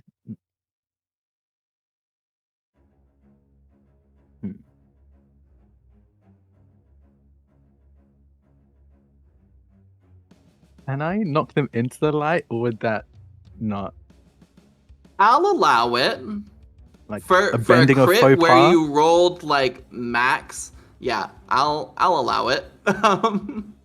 So again, seeing, reading exactly what Sinclair was aiming for, and especially after seeing the effect the sunlight has, you see Naja duck and weave, and just suddenly do a, honestly, probably impressive and maybe a bit startling duck punch to this creature and knock them backwards, stumbling backwards into the light. And the moment they connect, they're not reducing the space between them; they're still in their face, constantly punching and knocking them further and further into the sun. Into the sunlight, out of the shadows, and that will be the end of my turn. Incredible. As it passes into the sunlight, describe what it looks like as this creature. Actually, no, because this is the first fiend that is killed by you all, so I'll describe it. So you punch this creature over and over and over, pushing it further and further back. Sinclair, you have your shield and are shining the sunlight directly onto this creature, keeping track as well. And as it's pushed into the light, you see its body erupt in flame as it falls to the ground. And as the flame slowly dissipates, you see just this empty shadow creature lying on the ground, dead. After watching it for a moment, you see the body begin to disintegrate. It begins to evaporate into the air as you remember last night you learned that when a fiend is killed, its body does not remain. Its body like evaporates and nothing is left behind. So this fiend disappears, and Nadia looks towards you, Sinclair. Okay. Maybe a curse being active isn't such a wild suggestion anymore. Yeah, no, that, whew. So this isn't common to see these. And Sinclair looks down at the wound, kind of now on his side, pressing a Shit, hand. are you okay? Surprisingly, yeah, I'm okay. Okay. Just a flesh wound, it's fine. Fiends are decently rare, but fiends tend to spawn more in areas where there's a curse active. Let's get you back. I'm sure Hala can look at this and help you. I think I'll be okay. Whew. And Sinclair is feeling, though in pain, I feel like he's exhilarated. Because their first fight that they participated in, they didn't do much.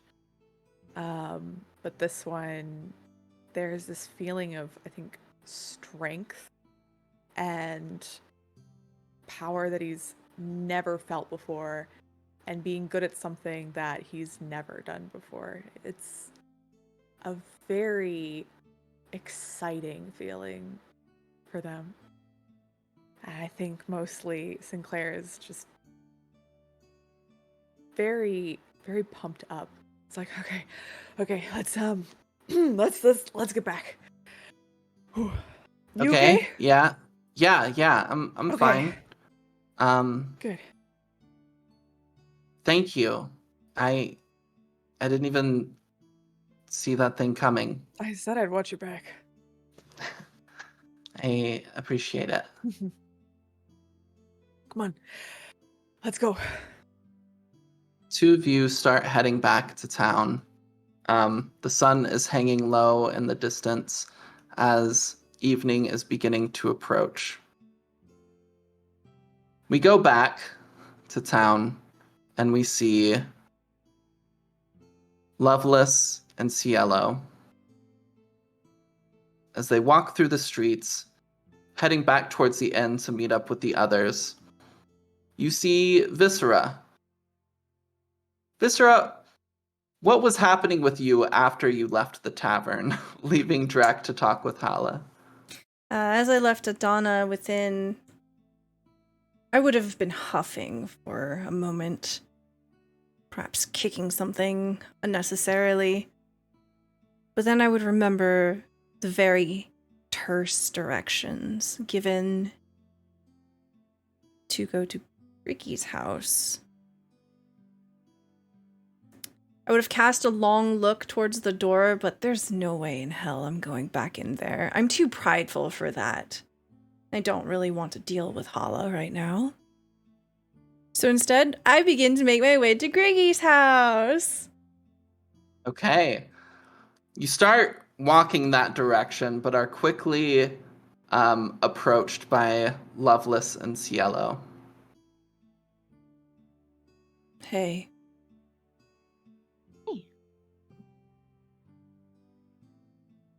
We were actually just looking for you. Where's Adana? At the inn?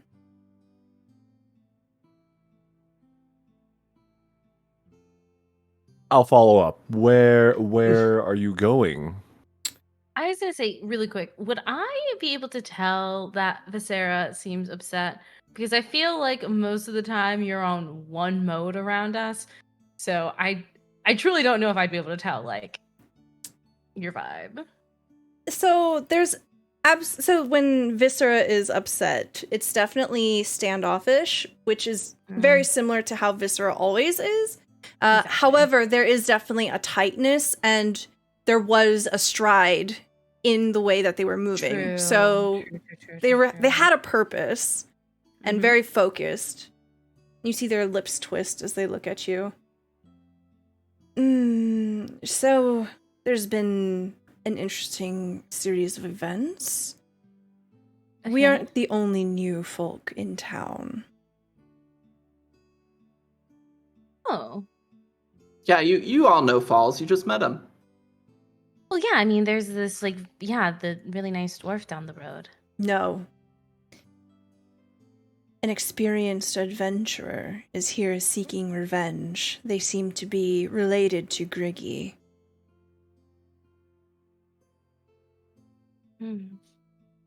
They want to go take out the Mesk, responsible for Griggy's death, and also, I believe, their sibling. I look at Loveless to kind of get a gauge on how he feels about that. I guess my question is, did you ascertain why or the cause? They're 100% sure that this was like that an act of vengeance is required here. I guess the loss of a family member isn't a small thing, but Viscera looks very annoyed at this question and says, well, we can go talk to them. How's that sound? They're over there, gesturing in the direction of Griggy's house. were you planning to head in that direction without Adana? And it seemed like you were moving very quickly. They've had a head start. At the very least, we need information. That much is certain. I agree. We don't know what we're doing here, and so far the locals have not been very helpful with more information. They want us to keep out of it, which is fine. But when revenge is involved, it tends to pull in more people than they realize in the beginning. Look, the people here are nice. They don't deserve anything terrible to happen to them, and something terrible already happened. If someone's out here willing to swing at swing around a sword. It's not going to bode well for anyone. Is the plan then to go and stop them? Not my plan. Then what is your plan? As I said, getting information. We can, Understood. at the very least, make introductions. You haven't met them yet. See for yourselves.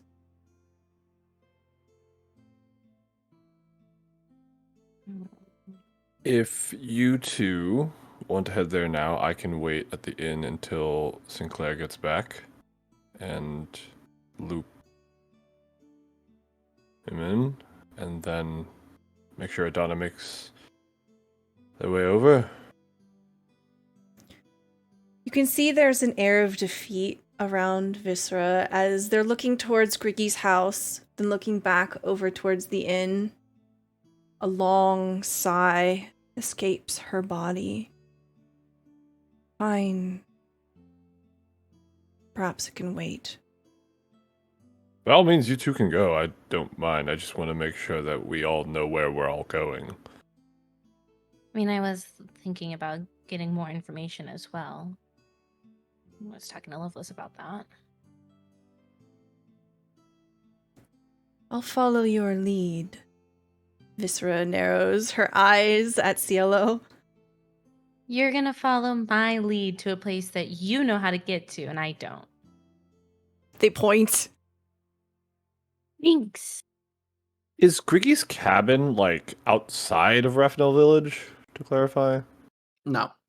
Oh, okay, so it's, like, not that far away. It's down Yeah. the road. Oh, It's okay, down the road. cool. Then I don't have to be, like, yell into the distance and I'll go get Falls to find y'all. Okay. Yeah, I'll head to the inn. Okay. Mm-hmm. So you walk in and see Adana sitting there. I think Hala moves kind of back into the back to start prepping dinner some more.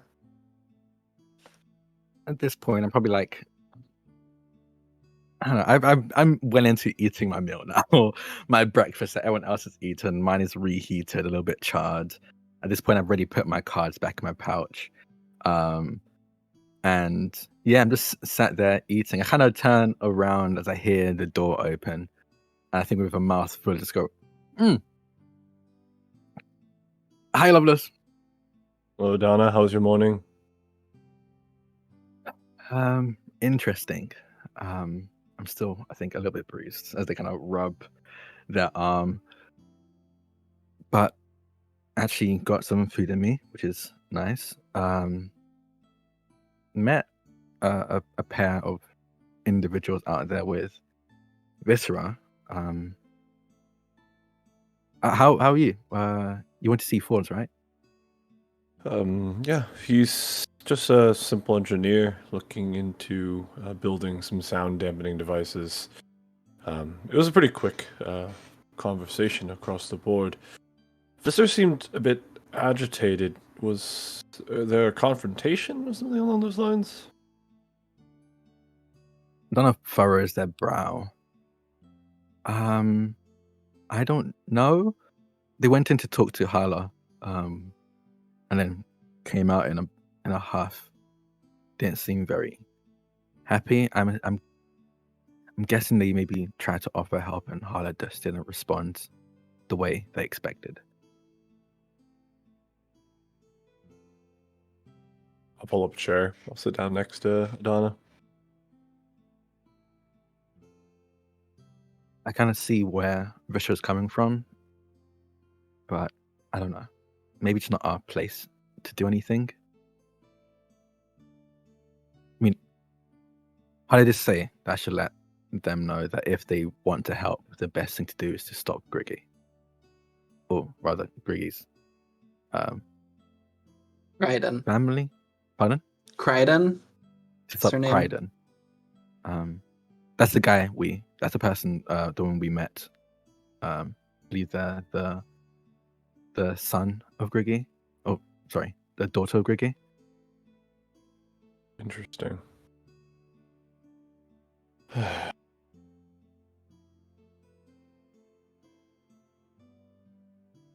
I know that we have something to do here that's related to someone from our past, and that we need to head north.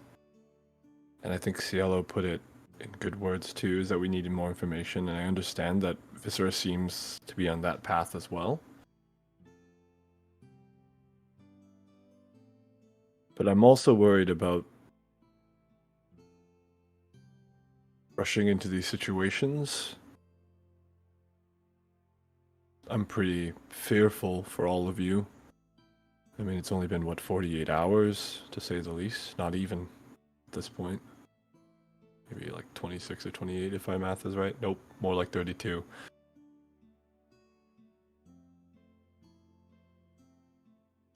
Donna kind of like picks at their food at this point now, just shifting the charred sausage around the plate with a knife. I don't know.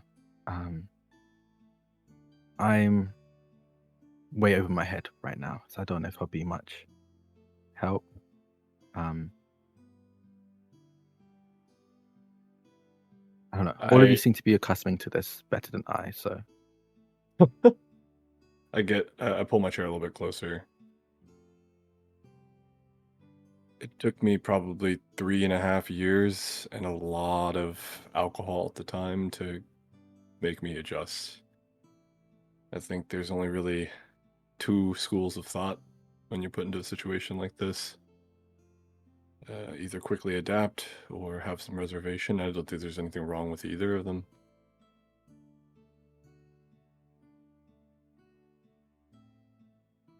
And don't count yourself out.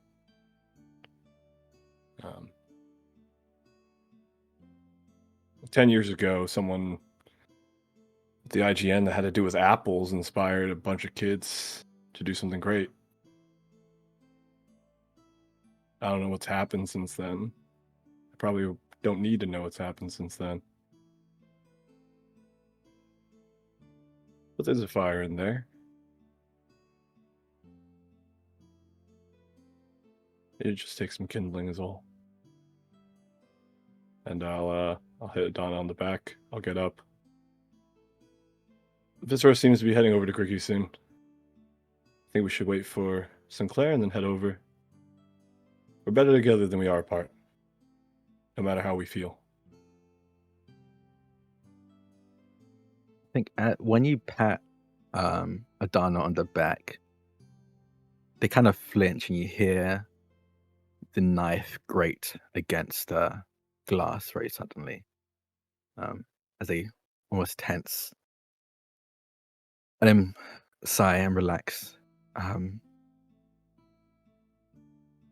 Yeah, let's wait. Do you want the rest of this? I don't think I'm really hungry anymore. And I'll push over the plate to the side. I don't really get hungry anymore. They look at you when you say that. Yeah. You don't eat? I mean, I eat. I can taste. But the hunger never really goes away. It's strange. You don't sate yourself. And then it kind of turns into a pit of nothingness that dulls itself into a neutral, stagnant flow. Are you okay? Story for another time, Donna. But, dying once sucks. Staying dead the second time is a bit worse. Let's go. What does that mean? As you walk out. I think they'll kind of sit there for a moment, a little bit confused, and then I think we'll yell out to Hala. Hala, I'm really sorry. I think I'm full. I don't mean to waste the food, but I left it on the counter. I will push himself out from the stall and begin to head out. All right. You two step outside, and we'll move over to Viscera and Cielo, heading over to Griggy's house.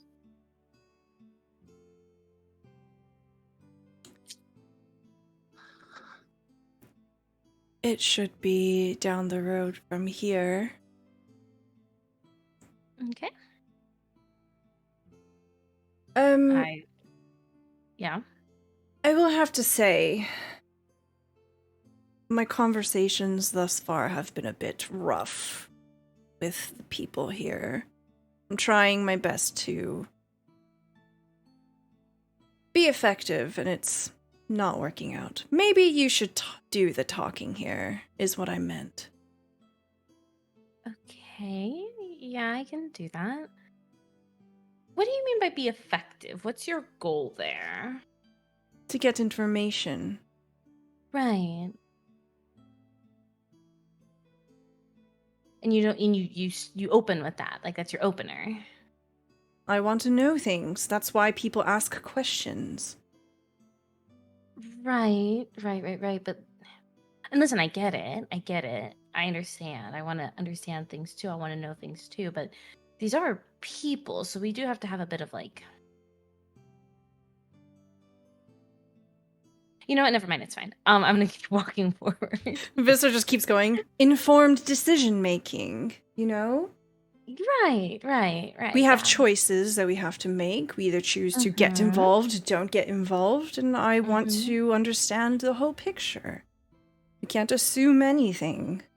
Oh, look, No. it's right here. Yeah, as you approach, you see the front door is closed. Standing outside is the Aiken that haven't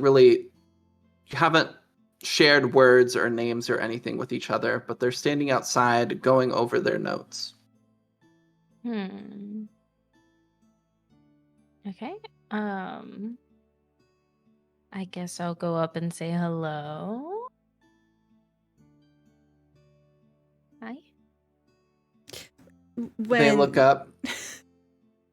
What were you going to say, Viscera? Visser was going to say, that might work. When I talked to them, the first thing I said was, that seems aggressive. Okay. Yeah. No. I'm gonna step forward and just be like, hi, hello, hi. Well, you're oh, back. She says, kind of looking over towards Viscera. Wait, I'm so sorry. Remind me again who these people are. We've been meeting so many people. So this is, you don't know their name yet, but this Right. is an Aiken, kind of like an aquatic humanoid Oh, that came to town with Kryden, who is Right. Griggy's daughter and Dre's sister, Right. here for vengeance. Yeah, Right, so okay, I'll lean yes. over and I'll say, this is the person that came with the descendant of Griggy. Right. I knew about the daughter. I just forgot about the companion. Thank you. Right. So, yes. Hi. Yes. So I took it that you met my companion, but I just wanted to. Yes, as a fellow new person in town, I wanted to introduce myself. My name is Cielo and Rio. Wait. Pause. Sure. She would have done this correctly. I didn't do this correctly. Yes, my name is Cielo and Rio. And you have to understand where we're coming from. Things are a little off kilter for us. And so we're just trying to get our bearings and understand a few things. So I apologize if my companion was a little rough earlier today. I'm unbothered. It is nice to meet you. I am Sharini. Mm-hmm. And all of this doesn't mean much to me. Right. I am simply here as witness. Witness. That's a very specific word to use. I've been acting as Kryden's apprentice in the guild city of Rearguard. And if she is to die, I would like to witness. So you don't actually intend to help with this whole vengeance plot? I am not a fighter. Hmm. I'm simply studying under Kryden as the guild city pursues more of a worldly view rather than a adventurer's view. I see. Well, you do have to understand, well, maybe not you, but your mentor, your teacher, does have to understand that there is a lot more at risk, right? I mean, getting involved with the mask and everything could be more trouble than it's worth. That is not for me to decide. If you would like to speak to Kryden, you may. However, they kicked me out as they wanted some privacy. Hmm. How long have they So been in now there? would likely not be the best time. Right.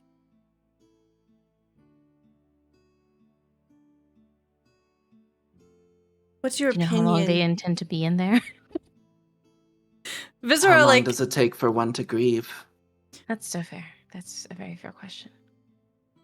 every time It's Viscera only been a few accidentally minutes. talks over someone, that's also canon. Just Viscera just like are cringing in the background. I do think Cielo's gonna very purposefully look at Viscera like, yeah, like your turn now. What is your impression thus far of Kryden? Kryden, historically, has been a very valued frontliner for Rearguard in their adventures. As Kryden has grown older, the Guildmaster has transitioned her into a judge and overseer's role of the Guild City. They are well known, they have a good reputation among the people. They're smart, they judge fairly, but it's plain that they don't enjoy the work. Having an excuse to wear their armor again has brought them some life and purpose. But revenge is never necessarily worthwhile. But it is not my place to make that decision for her. It's her decision to do what she will.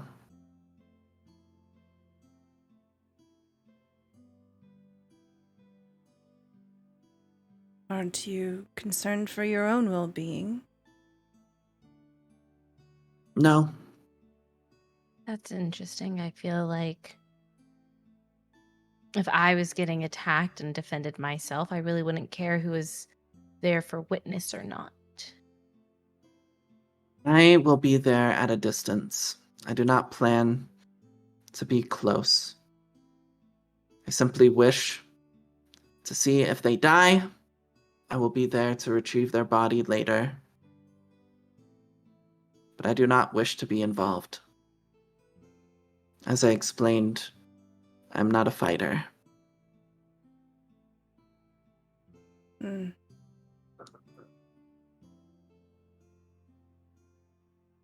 Think at this.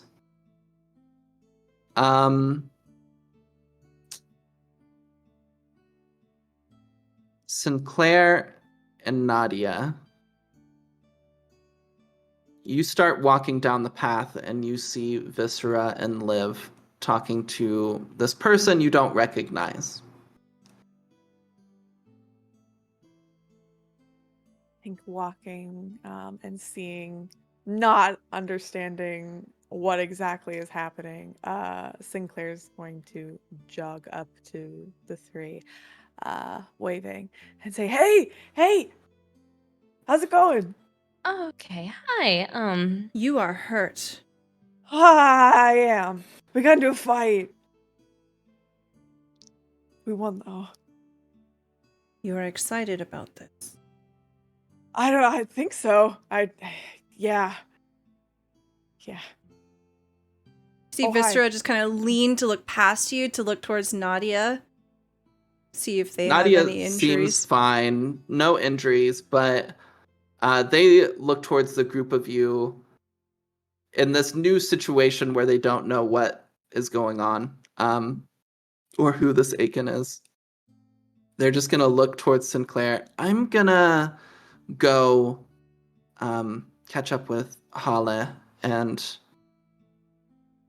tell them about what's going on and figure out what we've missed. Okay. And I'll stay here. they run off. Do you need help with that, or I mean, I feel like I should. okay? I'm okay, more or less. I cannot Isn't it really that help. much? Hmm? Other than supporting by being here, I cannot really help.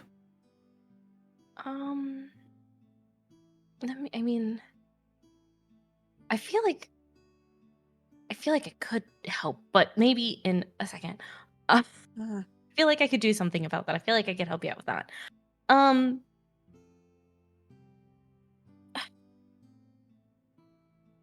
Well, it seems like maybe, no offense, share any, that Crichton is maybe the person that we need to talk to.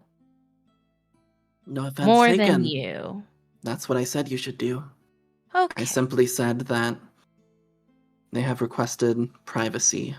Okay. Well, you know If what? you would like to go inside, you may. I'm not going to stop you, but I'm it a may little not be pretty. Yeah, I'm a little afraid. I'm going to just slightly afraid. I'm going to give the morning person inside this house about 2 to 3 minutes because I am going to la-di-da-di-da. I'm going literally that's what I'm going to do. I'm going to sing a song to heal my very good friend Sinclair. Okay. What does this look like? I'm gonna like sit Sinclair down and I'm gonna just kind of like look over them. And I feel like, again, because this is an ability that hasn't really happened yet, so I feel like this is just like naturally kind of coming out of Cielo. She knows how to ride a bike despite never seeing a bike in this world before. And I think as she's like looking over Sinclair and trying to figure out like, God, what can I possibly do? She starts like humming to herself as like a little just tick, starts humming. It is a song at a low volume, so it's for myself or one other creature that can see or hear me. The song the tone of the song is very calming. It's very soothing. So that means that each target will recover something. And as she's humming, there's little lyrics that kind of like sneak out. You know when you like hum a song and you know some of the words, you like, say the word. Don't know the words. So she's like basically doing that, and the words themselves are about like the might and earth and thunder, and it's a song in the key of thunder. There we go. That's all the flavor that you're getting. Got it. Yeah. So this is recovery equal to 10 times my current willpower dice. I guess I just do the goddamn thing. Okay, that's cool. Let me double check that because I always say that and I'm always wrong. I'm always, always, always wrong. Okay, so my willpower dice I have a willpower dice of 10, in case anybody's counting stats and has a stat sheet at home and you're wondering what everybody's stats were. Cielo has a willpower dice of 10. So that's 10 plus, not 10 times. See? This amount if you're okay. So yeah, you get 20 health points back. Nice. That brings me back up to full. Let's go. Thank you. Yep. Sinclair will sit and listen, I think sitting back on his hands and idly swaying to the light humming that Cielo is doing. And after a few moments, kind of pats their side, bringing up no blood on their hand, and he looks up to Cielo and say, "That's incredible, thank you." You're welcome. I don't know what I did. Oh, But you're what welcome. is amazing. Thank Okay, you. wow. Holy shit. Okay. I can sing people better. That's kind of great. That's wonderful. That's very helpful. Does it help the hives on my hands to brush off some of the mud? I mean, if you got up to full health, it was 20 health points. It cured my rash. You're welcome. I touched something I shouldn't have. Everything's fine though. Please don't do that. Loveless was very worried about you. I was trying to make a flower necklace as a With gift. poison? They just look pretty. Yeah.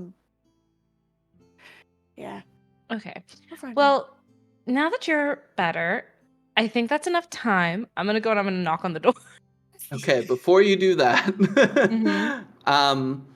Lovelace and Adana, as you two are standing outside of the inn, you see Nadia kind of approaching really quick. They look at you really quickly. Is Hala inside? Yeah. Yeah, Harlow's in the back. Okay, great. Sinclair is with Viscera and Cielo. Oh, Just okay. like down there. Okay. Thank you. Thank you. I left food on the counter. I wasn't sure where to put it. I'll take care of it. Okay, cool. Don't stress. It's fine. Cool. I'm gonna go catch up with Lovelace. Light talk. Awkwardly run after Lovelace. Okay. So, bringing everybody back now. We are finally back together. As you're finishing up your song, about to knock, Lovelace and Adana come kind of light jogging up. Oh, hi. Oh, hey, and I'll wave at the Aiken, and then to Sinclair. Hey, Hey. what are we doing? Singing people back to health. Yeah, look. you can't see it now. I got injured. I'm Yeah, good you look- now. Like, oh, like you did magic. Cielo possesses great power. And no responsibility. Yet. Which is why we need information. Because of the lack of responsibility, or because of the great power? Well, I mean, actually, I guess I do have a responsibility. Now that I think about it, I definitely have a Yeah, I responsibility. think we all have a. Yeah. Okay.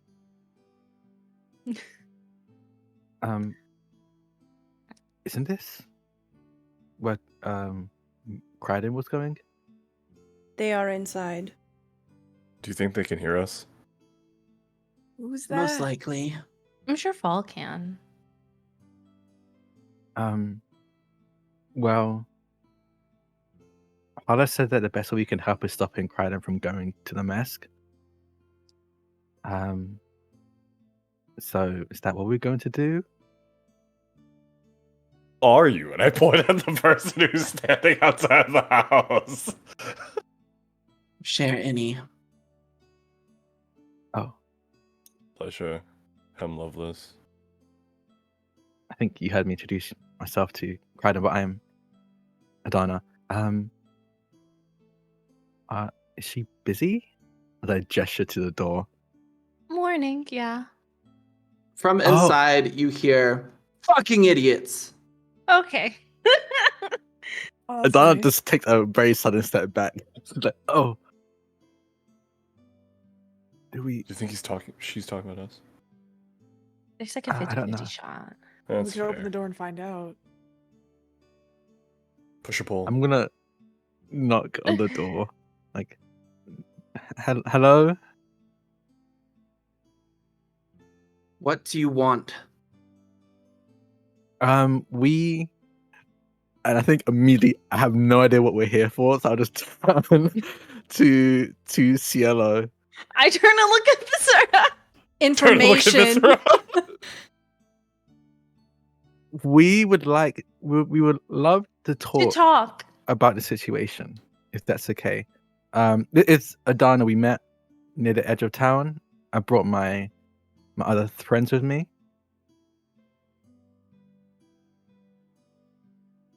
The door quickly bursts open Oh. and partially breaks off its top hinge. Towards us or away from us? Away. Hello. This very tall, hulking figure, which like almost all of you are fucking tall, but No, we have two very short people. Two tinies. We don't have a two lot of very you are short very people. tall. Wow. We have two average height people and a bunch of freaks. I thought you're like 5'2". What are you? That's not average. So this tall woman with red hair and kind of these scars all over her skin. She's taken off her armor at this point. But you can see her eyes are a bit red as she looks down at all of you. Can you not give me 20 fucking minutes? Yes, we did give you time. I've never met you, so. Great. I've met two of your friends here. We've had lovely conversations. I'm here on business related to my family. It's my first time in my father's house in fucking ever. And it's a bit of an emotional experience. Do you all have no empathy? Can you give me some fucking time alone? Yeah. I think we should. Sorry. Guys, I think we should give them some time. Your friend here really should do a better job advocating for your own, like, time and space and personal boundaries and... We're not friends. She's just my apprentice. Damn. She closes the door. Leaning over to Cielo. She has damaged her father's house by ripping the door open that way. People grieve in different ways, I guess.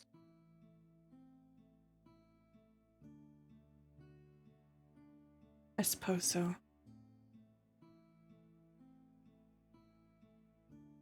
Do I see, like, a log or a stump anywhere nearby? Sure. I sit down. Sinclair joins and looks to Loveless and says, I don't know what's happening.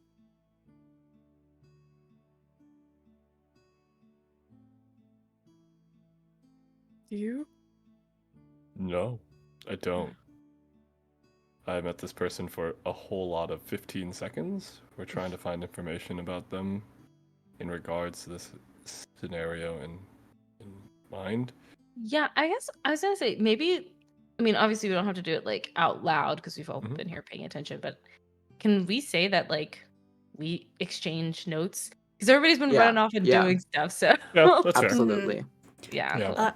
As we start to do this, take a quick moment to say thank you so much for the surges. Thank you, Fatal, for the surge to Piper. Thank you so much, Flack Obama, for the level 2 surge for Adana. And thank you, Midgar, for the surge to me. Thank you, thank you. As you all are sitting there exchanging information, talking to one another, filling each other in.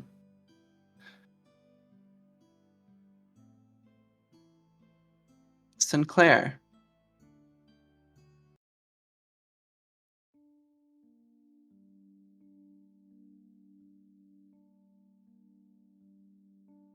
As you're sitting there, talking, listening,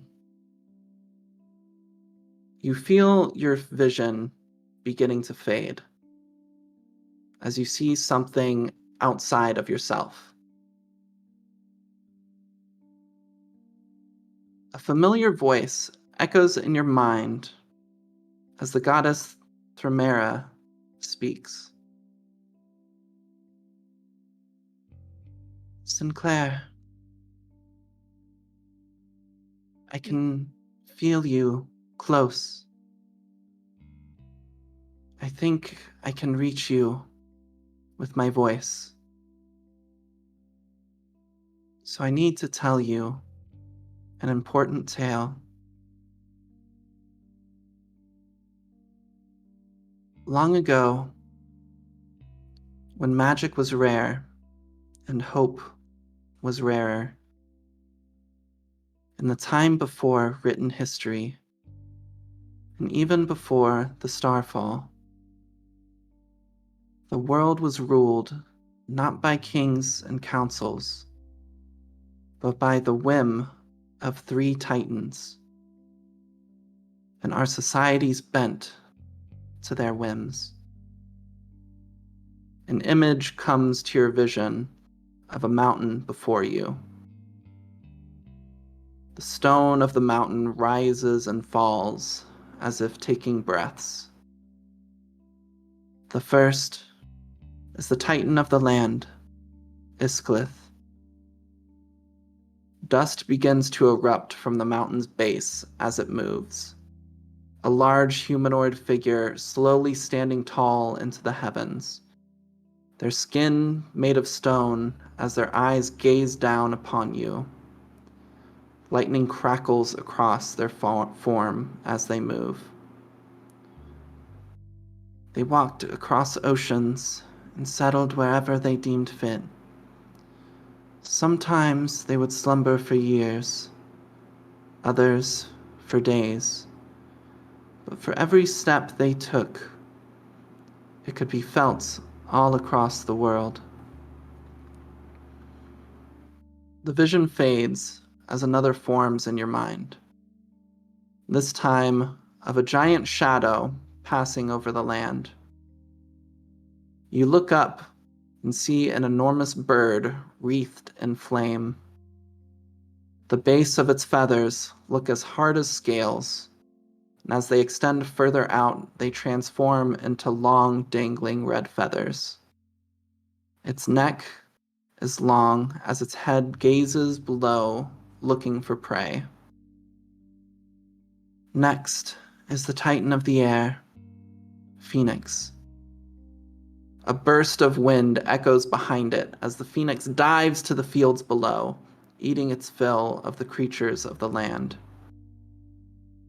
She is the mother of dragons that haunt the world today, and her appetite was vast.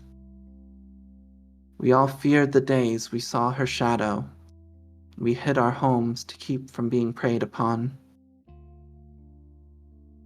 Another vision comes of deep, dark waters. A long, dark, slithering figure swims in the distance. Last is the Titan of the seas, Leviathan. The figure grows closer, but it's hard to see in the dark of the ocean. As it approaches, however, the color of the waters change to a deep purple. Back then, the waters had no waves or currents. The ocean was still and dangerous. The only movement created on the water's surface was due to the movements of the Leviathan.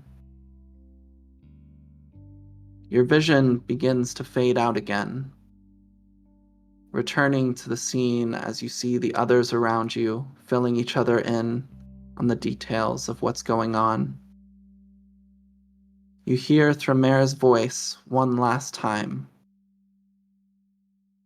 I will tell you the story of the heroes that killed these 3 titans and brought about the age of humanity.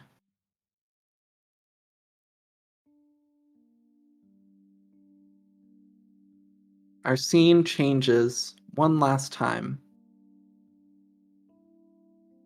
We see Halle cooking a vast meal for a huge number of people. Nadia steps into the kitchen. Halle, listen, I'm sorry about before. Sinclair and I, we ran into a fiend. Things may not be so unrealistic as you were saying earlier. Halle looks towards Nadia, nodding, giving a soft smile. Thank you. There's more pressing things happening right now. Nadia looks confused. What's going on?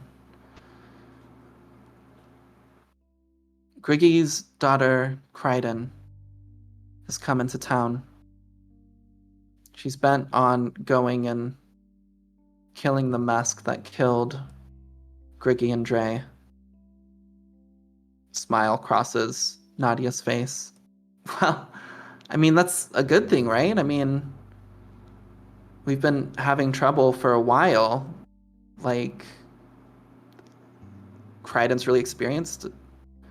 Maybe this will cause the mess to calm down and not be so antagonistic. Halle shakes her head. You don't understand.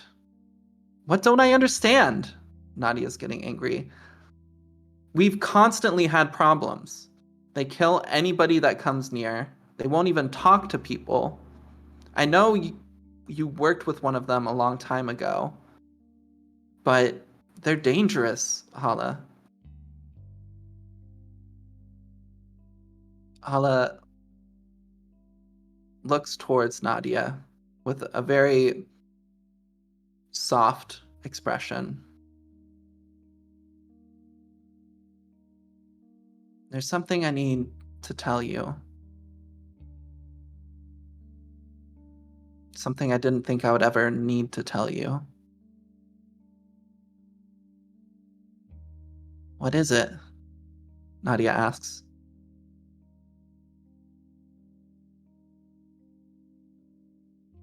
Let's go sit down. This food can wait. And the two walk back into the tavern. And that's where we're going to end the session. Okay, but wait. What does Halle tell Nadia? Who knows? Huh? How dare you? That it wasn't the mask. That idea wasn't the mask. I have questions. Great, perfect. Next session is going to be a big session of big combat and big questions maybe being answered a little bit. And a whole lot of excitement. Well, thank you so much for another awesome episode of Our Lives After. We will be back in 2 weeks, so it'll be Thursday, March 21st at 8 p.m. Eastern Time. But before we sign off, we're going to go around and do some outros here. Tell me who you are, where we can find you, and we're going to start off with our GM, Emma. Hi, it's me, Emma, also known as Emma Panada. You can find me on Twitch and Twitter at Emma Panada. I'm also writing a TTRPG called All the Witches. You can find information about that at allthewitches_ on twitter.com. That's me. Thank you. Drac! Hi, I'm Dracor. Today I played Adana. You can find me on Twitter at Draconics. It's DRAKONIQUES. Honestly, you can find me all over on a bunch of social medias at that, but I'm most active, at least for now, on Twitter. and a bunch of actual plays that I can't be able to list all of. So just follow me on Twitter to find out what those are. But what I will shout out is that return here at the exact same time, 8 p.m. Eastern tomorrow, for a actual play campaign called Beyond the Brook, which I'm the producer and project lead of, with a very familiar face. I don't know what side of the screen you're on, but Stella Luna is one of the players on it, and as Penny, absolutely incredible. And we're in the final stretch of the series in episode 9 tomorrow, which is going to be the penultimate episode. And all I will say is I finished editing it yesterday and I cried several times, and you definitely will too. So if you watch it, keep some tissues by your side. I cried. Yeah, It was a good actually, yeah, that's true. episode. Stella did cry. Yeah. But I'm gonna throw it over to Alex. Ooh, my name's Alex. You can find me at social media of Ghost Chicken RPG. I do game testing. I do game design. I'm into skirmish games now, where I spend too much money and I don't know how to paint my models. Above all else, I had a wonderful time this evening, and I will pass it over to Liv. Hi, hello. Oh, really quick before I get into all. Ow! I'm sorry. There's animals all over and they're killing me. Before I get too deep into it, I do want to say thank you to Midgard for the gifted sub. Thank you. Besitos para tu. I much appreciate it. Okay, so yeah, I'm Liv. You can follow me on Twitter at Liv in all day. I have to things in a second. I tried to help that cat out and it just decided it didn't want my help. It just threw itself off my desk. Okay, anyway, take 2. Hi, you can follow me on Twitter or any social media at Liv in a Day. My name is Liv. It's my day. I'm living it. I am a TTRPG performer, actual play performer, and you can also catch something that I'm working on tomorrow. It'll be over at Gnome, and we are going to be airing our pre-recorded actual play using Moonlight on Roseville Beach. Let me paint the picture for you, okay? It is the late 70s, all right? Disco is here, baby. We're all having a great time, dancing on the beach, living our best queer lives. Maybe you're a magic user, maybe you're not. Maybe you're about to get sucked away into the eternal depths of despair by some eldritch entity that's all the way over on the tide pools. But check it out. I play a little bird.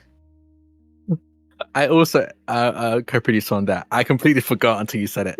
I'm also co-produced on that as well. Here's what you're gonna do. and I Here's what also you're gonna editing do. that. Here's what you're gonna do, beloveds. Listen up. Listen, here's what we're gonna do, okay? You're gonna come here tomorrow. You're gonna watch Stella's program. Then you're gonna take your cute little butt over to YouTube for Gnome Ann's channel, and you're gonna watch the VOD. And you're gonna leave a comment, like, and subscribe. Thanks.